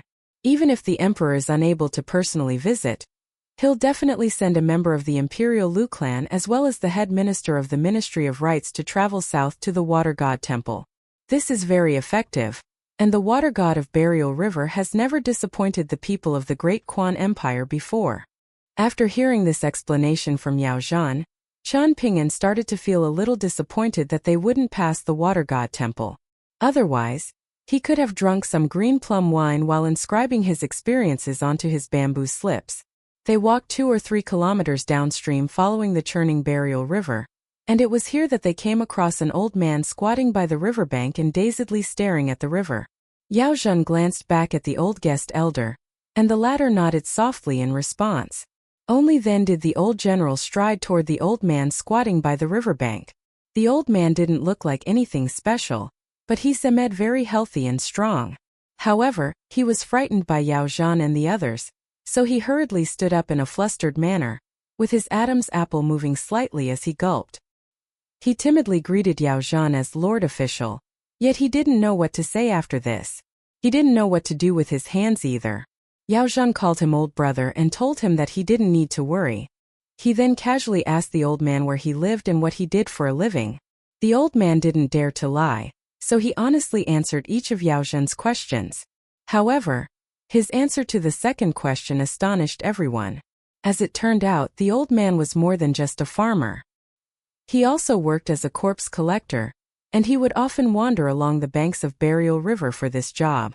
According to the rules passed down through the generations, he referred to himself as a water ghost. Yao Zhen was extremely curious about this, so he started to ask more detailed questions about water ghosts and their job of collecting corpses. The old man was slightly hesitant, and he most likely felt too ashamed to talk about his position and job. He was afraid that these officials and nobility would feel unhappy after hearing his explanation. Yao Zhen comforted the old man, and only then did he start to slowly explain these local customs. There were indeed many secrets in this occupation. As it turned out, these boatmen who referred to themselves as water ghosts could be hired by people to search for corpses in the river. Alternatively, these boatmen could collect corpses from the river whenever they came across them. If people heard about this and hurried over to inquire, the boatmen wouldn't be allowed to actively ask for money. They could accept payment if the living people offered money, while they could only let things be and treat their actions as a form of earning hidden virtue if the living people didn't offer money. Otherwise, they would be cursed with 3 years of bad fortune if they broke this rule. Of course, the living relatives of the deceased would also suffer misfortune if they refused to pay and even refused to treat the boatmen a meal. Perhaps due to Yao Zhen and Qian Pingan's friendly appearances, The old man gradually became more and more comfortable as he spoke. At the same time, his initially unclear speech using the official dialect of the Great Quan Empire also became clearer and clearer. He voluntarily started to explain the rules of collecting corpses to Yao Zhan, and a faint smile appeared on the honest old man's face as he spoke. Perhaps you're not aware of this, Lord Official, but men will definitely float face down after they drown to death. On the other hand, women will float face up. I've never come across an exception. A single glance from the bank of the river, and I can immediately tell whether they're a man or a woman. After collecting the corpses and bringing them to shore, we'll have to help bury them at some place near the water god temple if no one comes to collect them. Afterward, we'll need to offer 3 sticks of incense in the temple, and ask for a small red ribbon outside the temple. We'll tie this ribbon around our wrist, and this signifies that we've done a good deed. So we'll also receive good fortune in the future. The old man glanced at the surface of Burial River, and his expression became solemn as he continued. However, there are 2 types of corpses that we can't collect. One type is corpses that float upright in the river, regardless of whether they're male or female. We're not allowed to collect these corpses. Another type is corpses whose appearances are covered by their hair. We don't dare to collect such corpses no matter how much we're paid. In addition to this, there's also a rule regarding unmarried women who have committed suicide by jumping into the river. If we fail to collect their corpse after 3 attempts, then we're not allowed to make any further attempts. Those who dare to flout this rule are bound to suffer misfortune. Pei Qian listened with keen interest in the beginning, yet the more she listened, the more her skin started to crawl. She didn't even dare to look at the river anymore. The old man relaxed his expression and said with an honest chuckle, "When I retire from my job as a water ghost, I'll find a sunny day to come to the riverbank to wash my hands. That will be my way of informing the water god of my retirement." Yao Zhan nodded and asked, "Old brother, how many corpses have you collected after all these years?" The old man pondered for a moment before shaking his head and replying, "I don't remember anymore.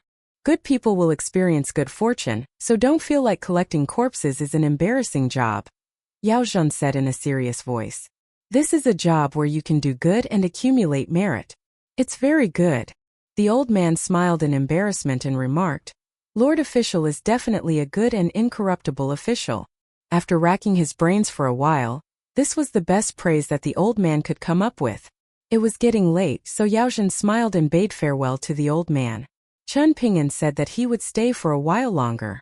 In the end, only the old man, Chen Ping'an, Pei Qian and Julien remained. The others all returned to the relay station. Julien continued to walk downstream. Chen Ping'an sat beside the old man and offered him his wine gourd, asking with a smile, "Do you drink, old uncle?" The old man hurriedly shook his hands and replied, "Please don't waste your good wine on me. Leave it for yourself to drink." Chen Ping'an extended his arm a bit further and said, "Which means you do drink." The old man still didn't dare to accept the wine gourd, so Chen Ping'an chuckled softly and revealed, "You might not believe this, old uncle, but I was also born in a poor family. I worked in a kiln for many years." Seeing that the young boy had no intention of retracting his arm, the old man could only carefully accept the wine gourd and raise it high into the air, tilting his head back and drinking a mouthful of wine. He then hurriedly returned the wine gourd to Chen Ping'an. Gulping down the wine, the old man most likely wasn't able to taste anything at all. However, his face was already flushed red, and it was clear that he was very happy.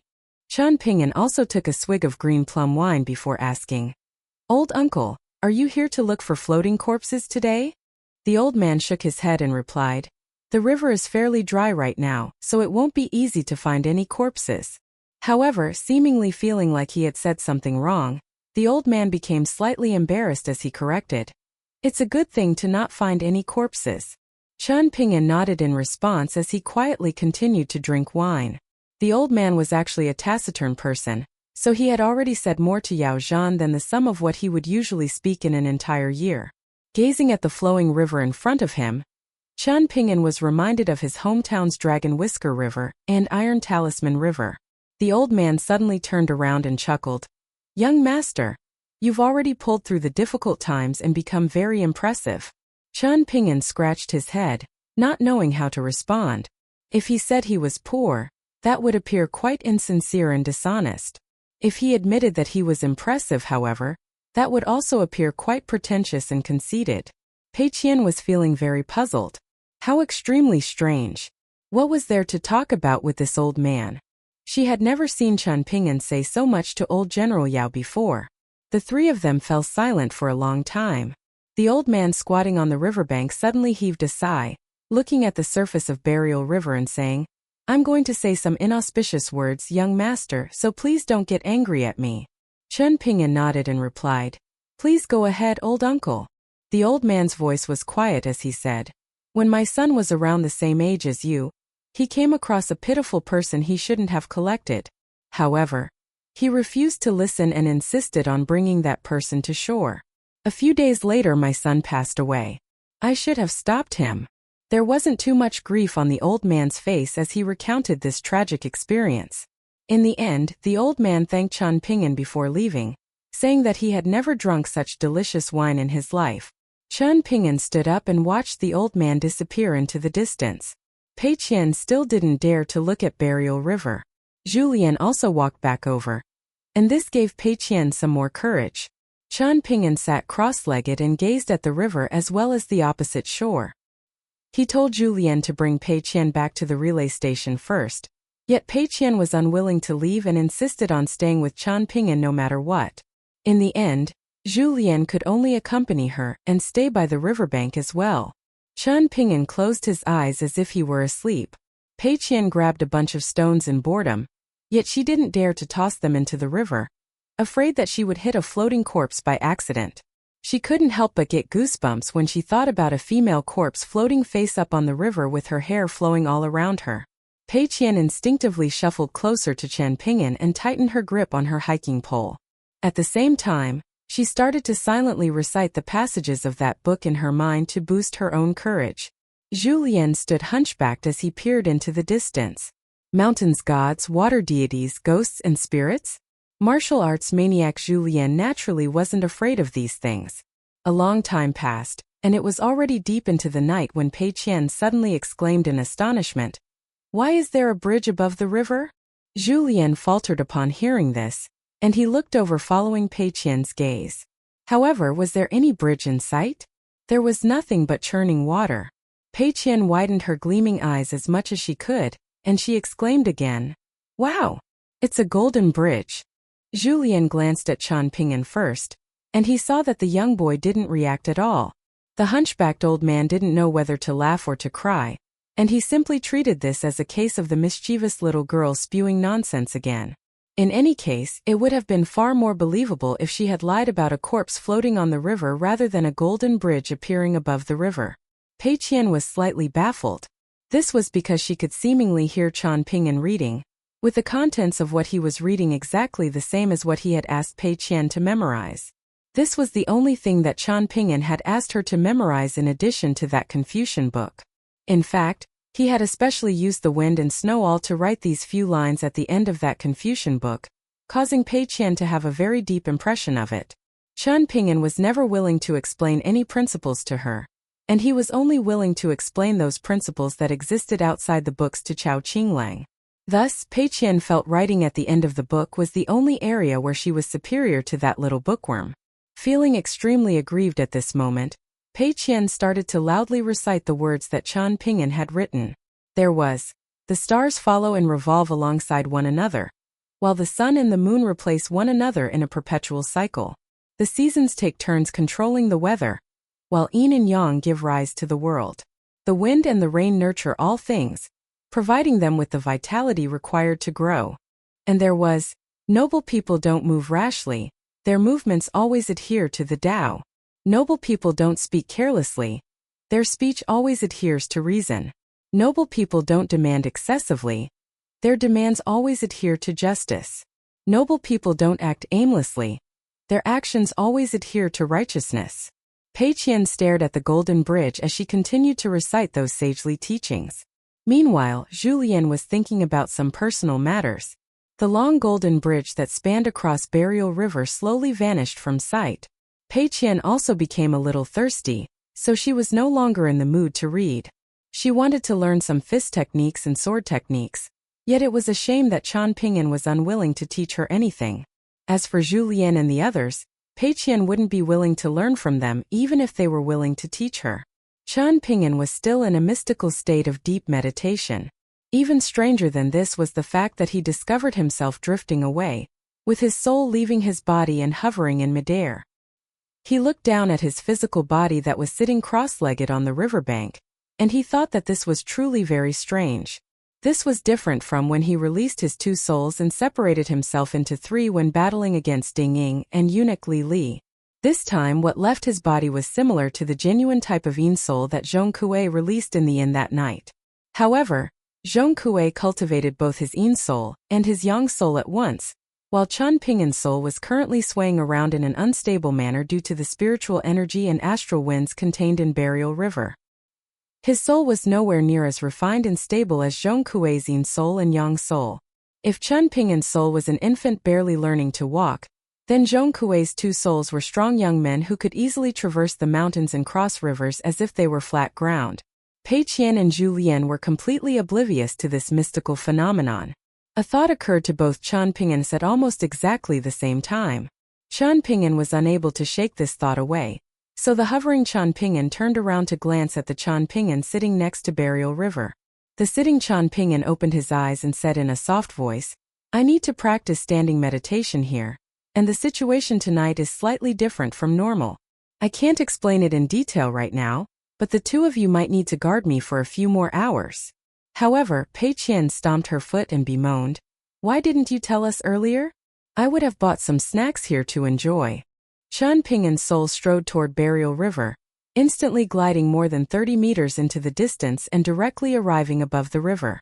He appeared much like a plank of wood undulating in the water. Qian Pingyan stopped and familiarized himself with this strange feeling of walking through the air. He could glide an extremely long distance with a single tap of his foot, so he leaned forward and gently trod through the air, making him appear much like a flying immortal from the mountains or a far-roaming pure martial artist at the 8th tier. His sleeves billowed in the air as he roamed far on the wind. Qian Pingyan was naturally unaware at this moment that thanks to all kinds of fated opportunities coming together at once, his current state was actually the rudimentary form of a qi refiner's yin soul. Being reborn anew, having one's soul and qi combine, and having a body outside a body, this was the yang soul. Such souls enjoyed light, a clear mind exiting seclusion and entering darkness, and free from any constraints. This was the yin soul. Such souls enjoyed nighttime. Qian Pingyan was going to visit the water god temple at night. He felt like it would be fine even if he could only take a single glance at the temple. He would take a quick look and come back straight away. As for the Qian Pingyan sitting on the riverbank of Burial River, he closed his eyes and formed the sword furnace hand seals to practice standing meditation. Even though one was sitting and one was wandering around as a soul, both entities of Qian Pingyan were connected as one at this moment. Practicing standing meditation with his eyes closed, the Qian Pingyan sitting on the riverbank of Burial River was completely aware of what his yin soul was seeing and experiencing.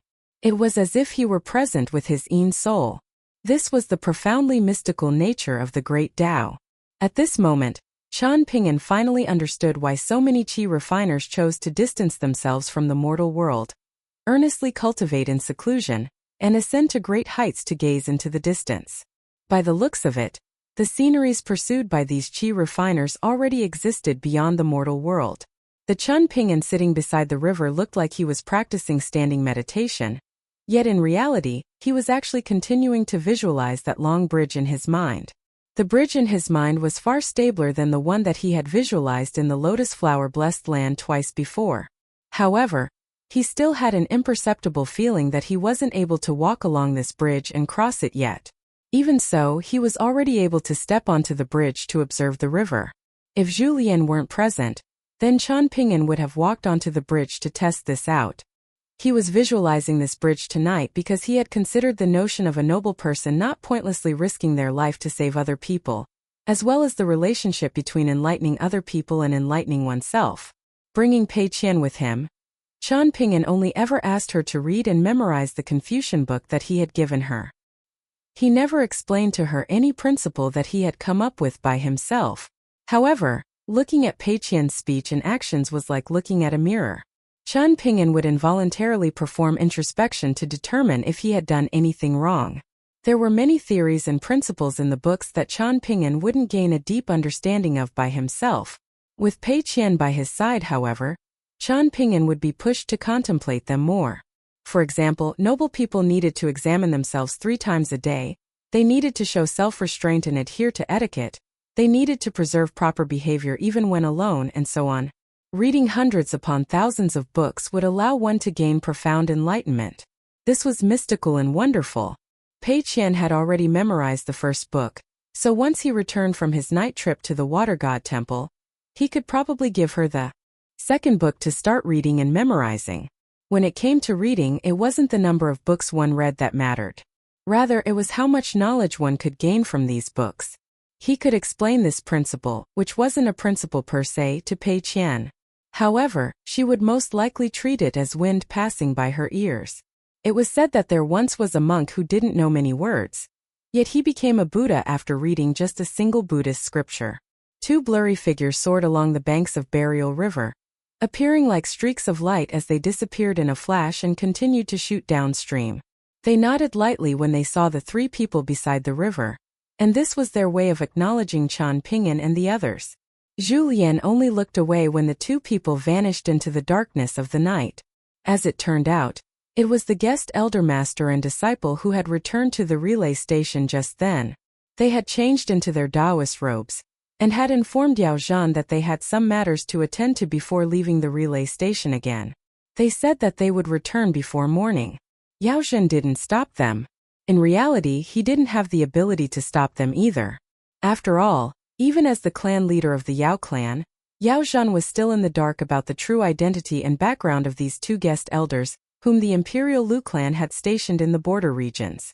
In fact, Yao Zhan even had some suspicions that this Taoist master and disciple reported directly to the emperor.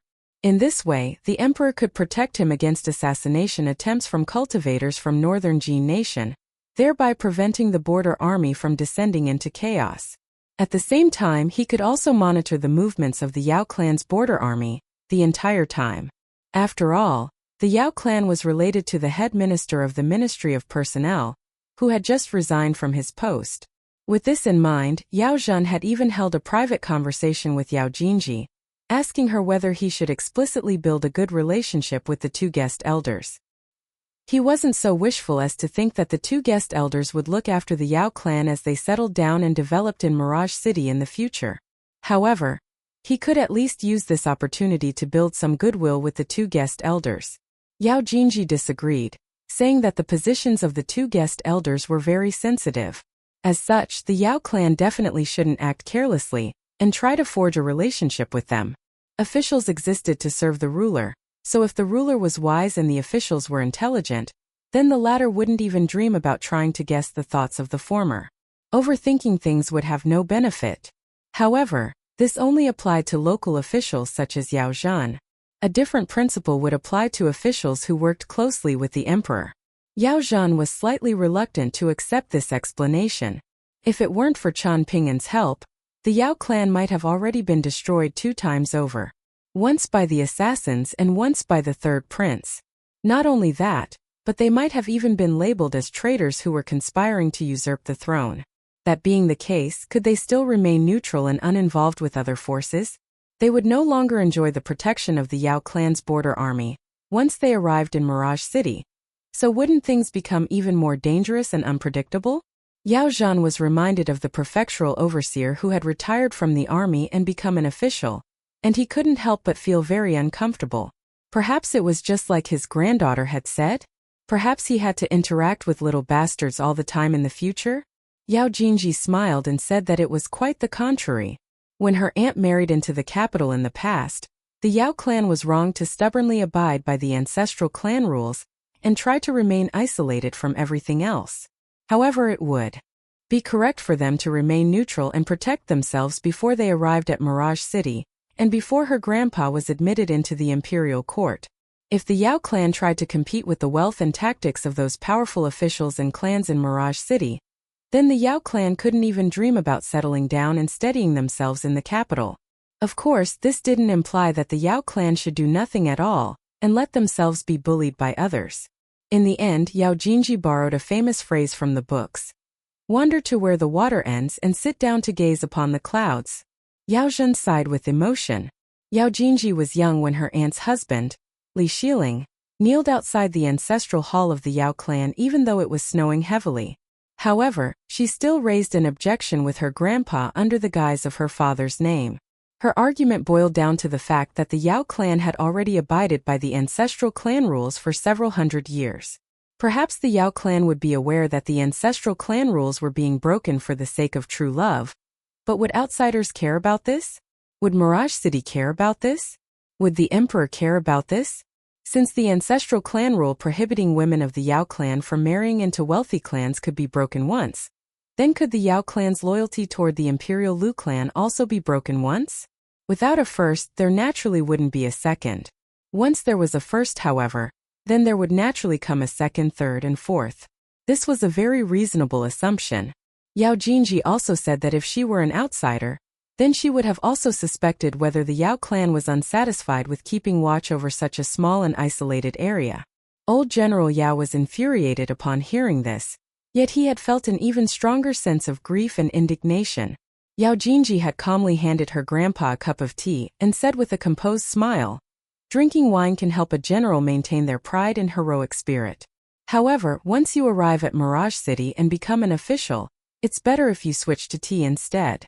Yao Zhen huffed and accepted the cup of tea, downing it in a single gulp as if he were drinking wine. Yao Jinji smiled as she looked at this.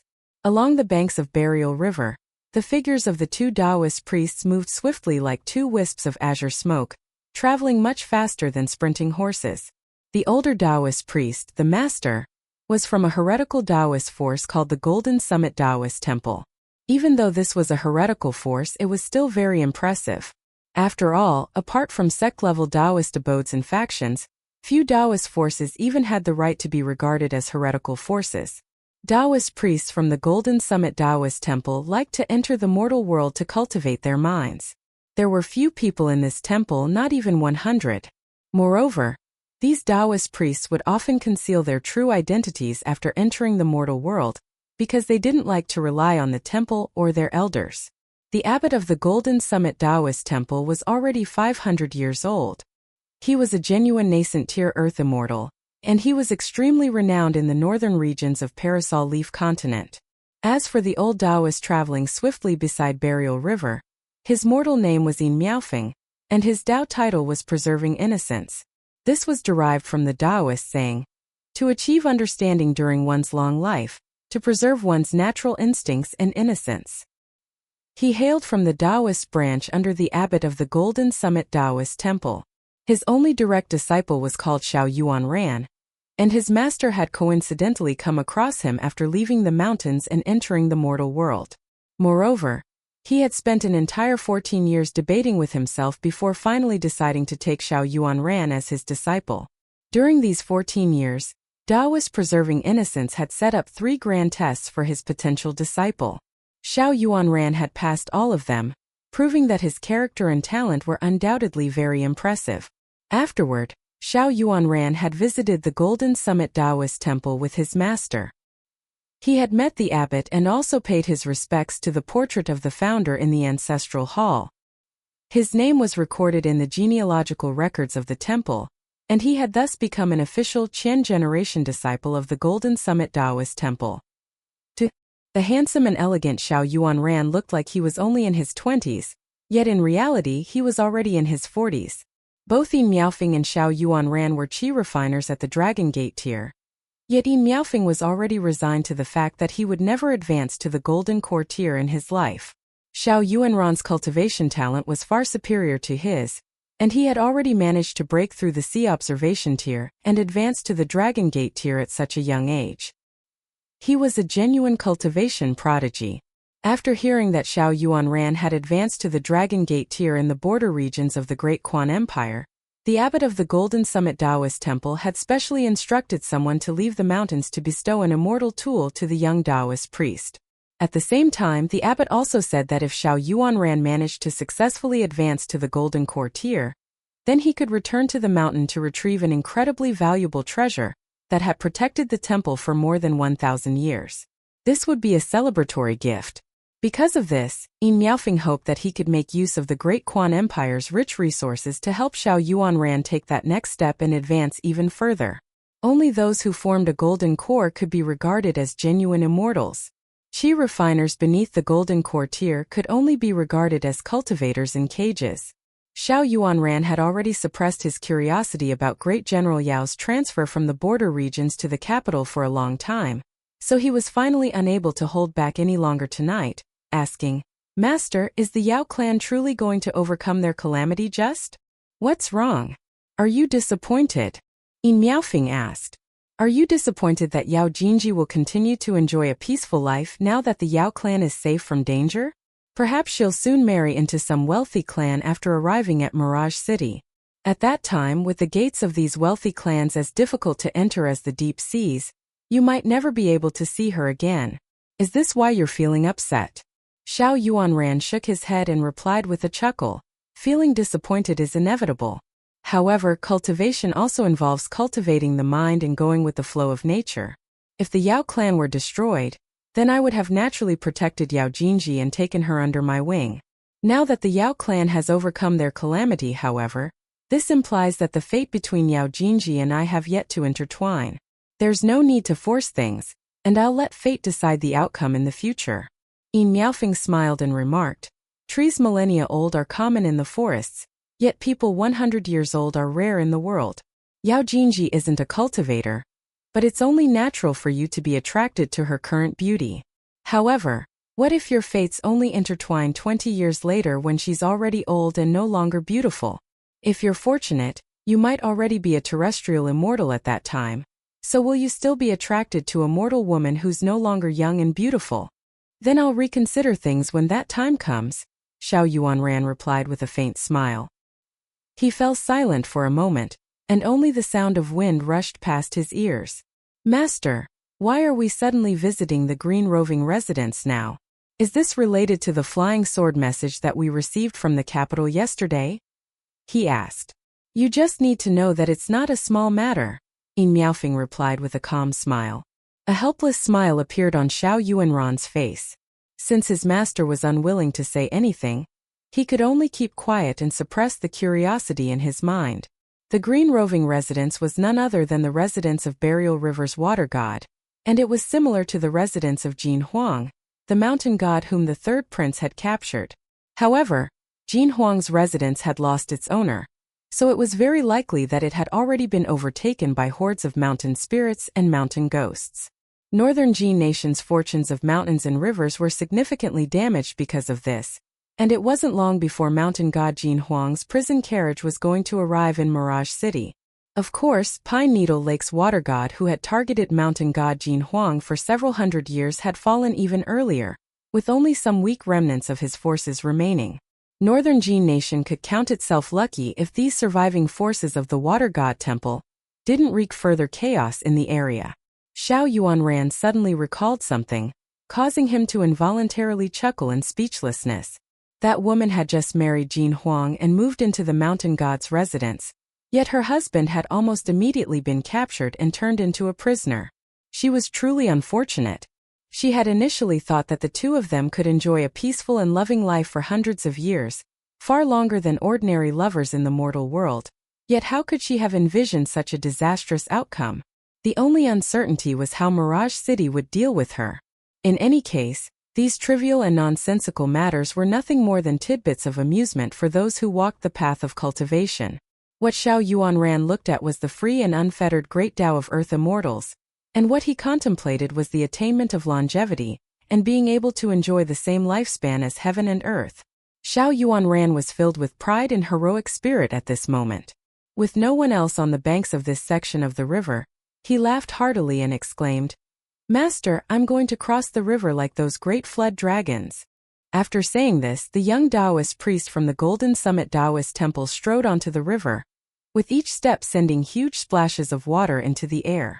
However, his Taoist robes remained dry and clean. Miaofeng continued to travel along the riverbank. Looking at the elegant bearing of his prized disciple as he strode across the river, however, he chuckled softly and scolded, Stinky brat. Just how incredible will you be once you become a terrestrial immortal? Chen Ping'an was only roughly aware of how far the water god temple was, and in which direction it was located. Fortunately, however, he only needed to travel along the river and keep his eyes on the two banks. According to Yao Zhan and Yao Jinji, the water god temple was 150 kilometers downstream from the relay station. It was located on a small and gently sloping mountain with no name beside the river, and it would host a temple fair from the first day to the 15th day of the third lunar month every year. Hundreds of people would go on a pilgrimage, traveling to the temple to give offerings and display their talents to the water god. It was extremely lively and boisterous. During the temple fair, officials and wealthy nobles from the nearby provinces and prefectures would also hand out free congee and free tea. Yao Zhan had sighed with emotion and remarked that constructing a residence was the first big challenge for mountain gods and water gods. Moreover, they would only become more genuine if their residence was promoted to the level of palace. This was analogous to forces in the mountains obtaining the title of sect. Yao Jinji had also emphasized to Chen Ping'an another remarkable aspect of the water god temple. There was a statue of a female deity worshipped in a side hall, and this female deity was incredibly effective in granting people their wishes for a child. Such was the renown of this female deity that women would travel here from far and wide every single day.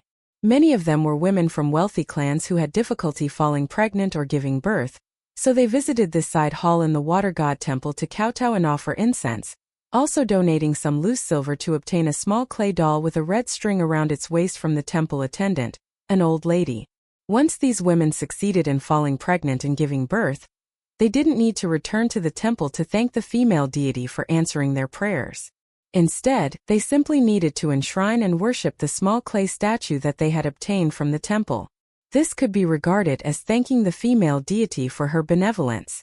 However, what Chen Ping'an truly wanted to see was the 200 large white jade tablets that stood in front of the water god temple. Many of them contained beautiful words of praise for the water god of Burial River, and these had been written by literati and officials in the past after Burial River had helped the Great Quan Empire's Imperial Lu clan resolve many disastrous droughts. It was late at night, and the entrance of the water god temple was already shut. However, Chen Ping'an was still able to see the bright lights in the distance and easily locate the water god temple. He suddenly realized something.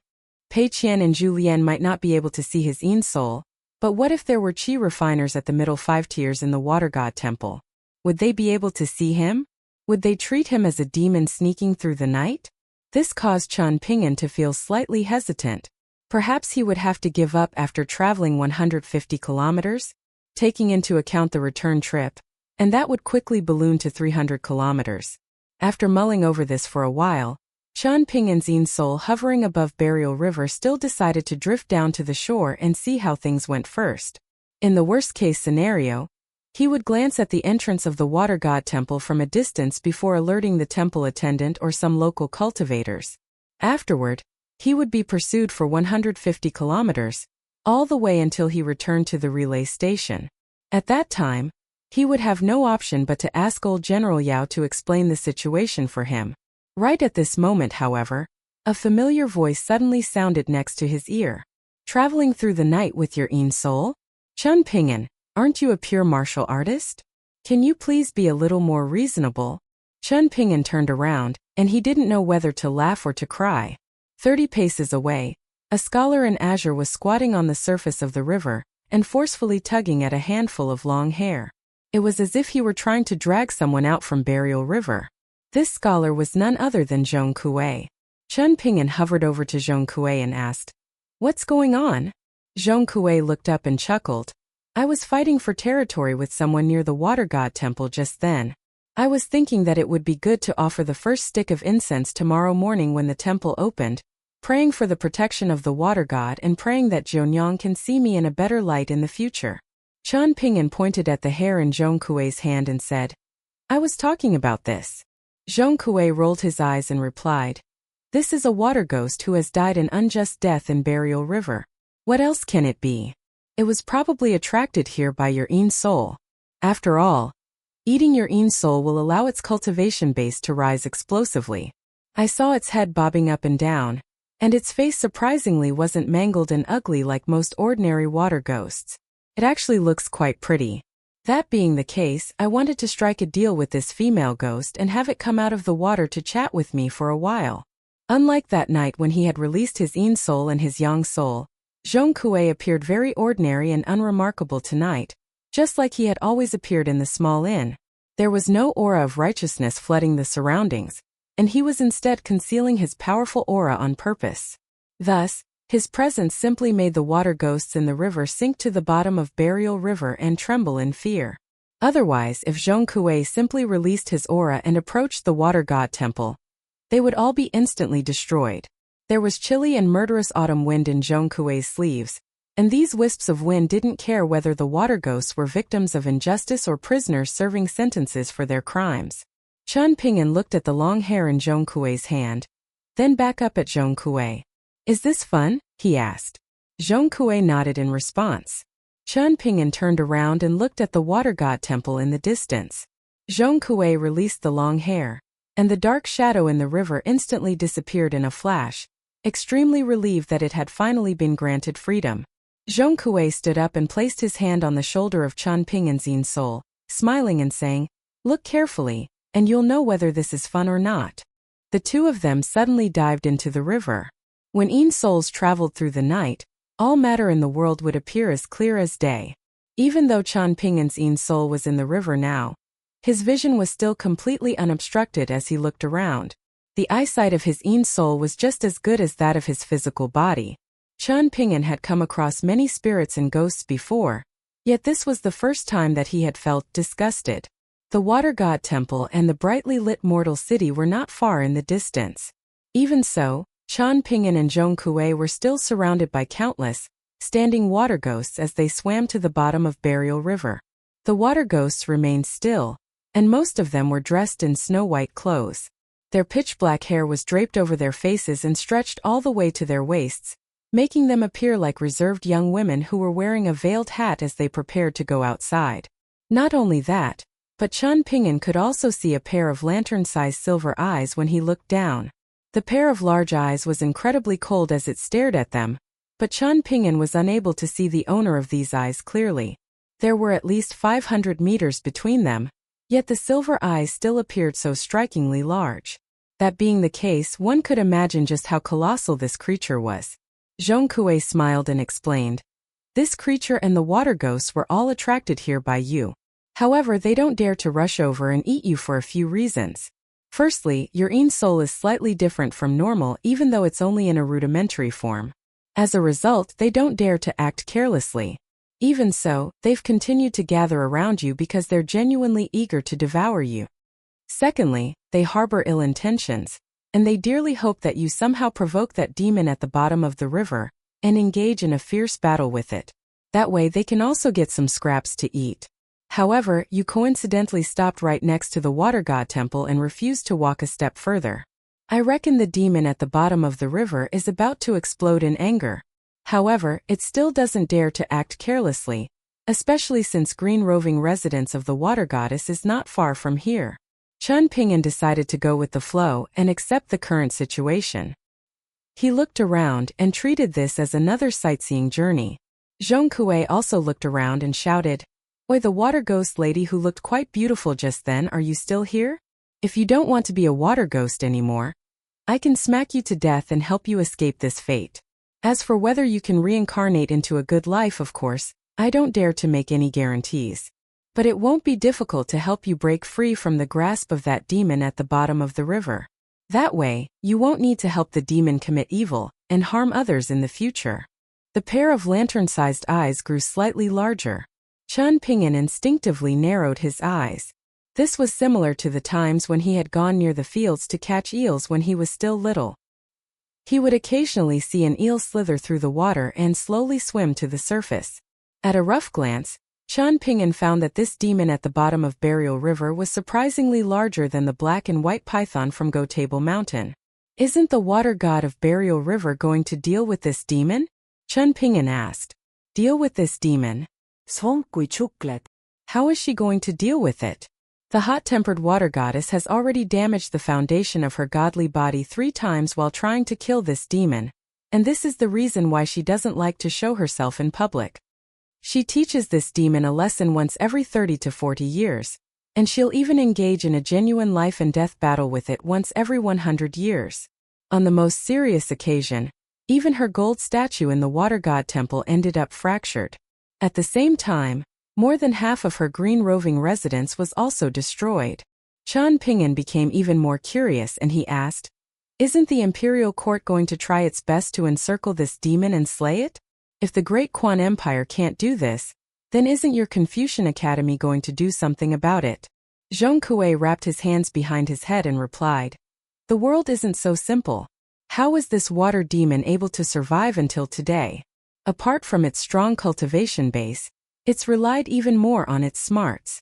In any case, the central region of Parasol Leaf Continent is so large, yet the number of people in Great Subduing Academy is so few. Even fewer people possess the ability to kill this demon. Scholars in the academy need to cultivate their bodies and minds, and they also need to read and learn new knowledge every day.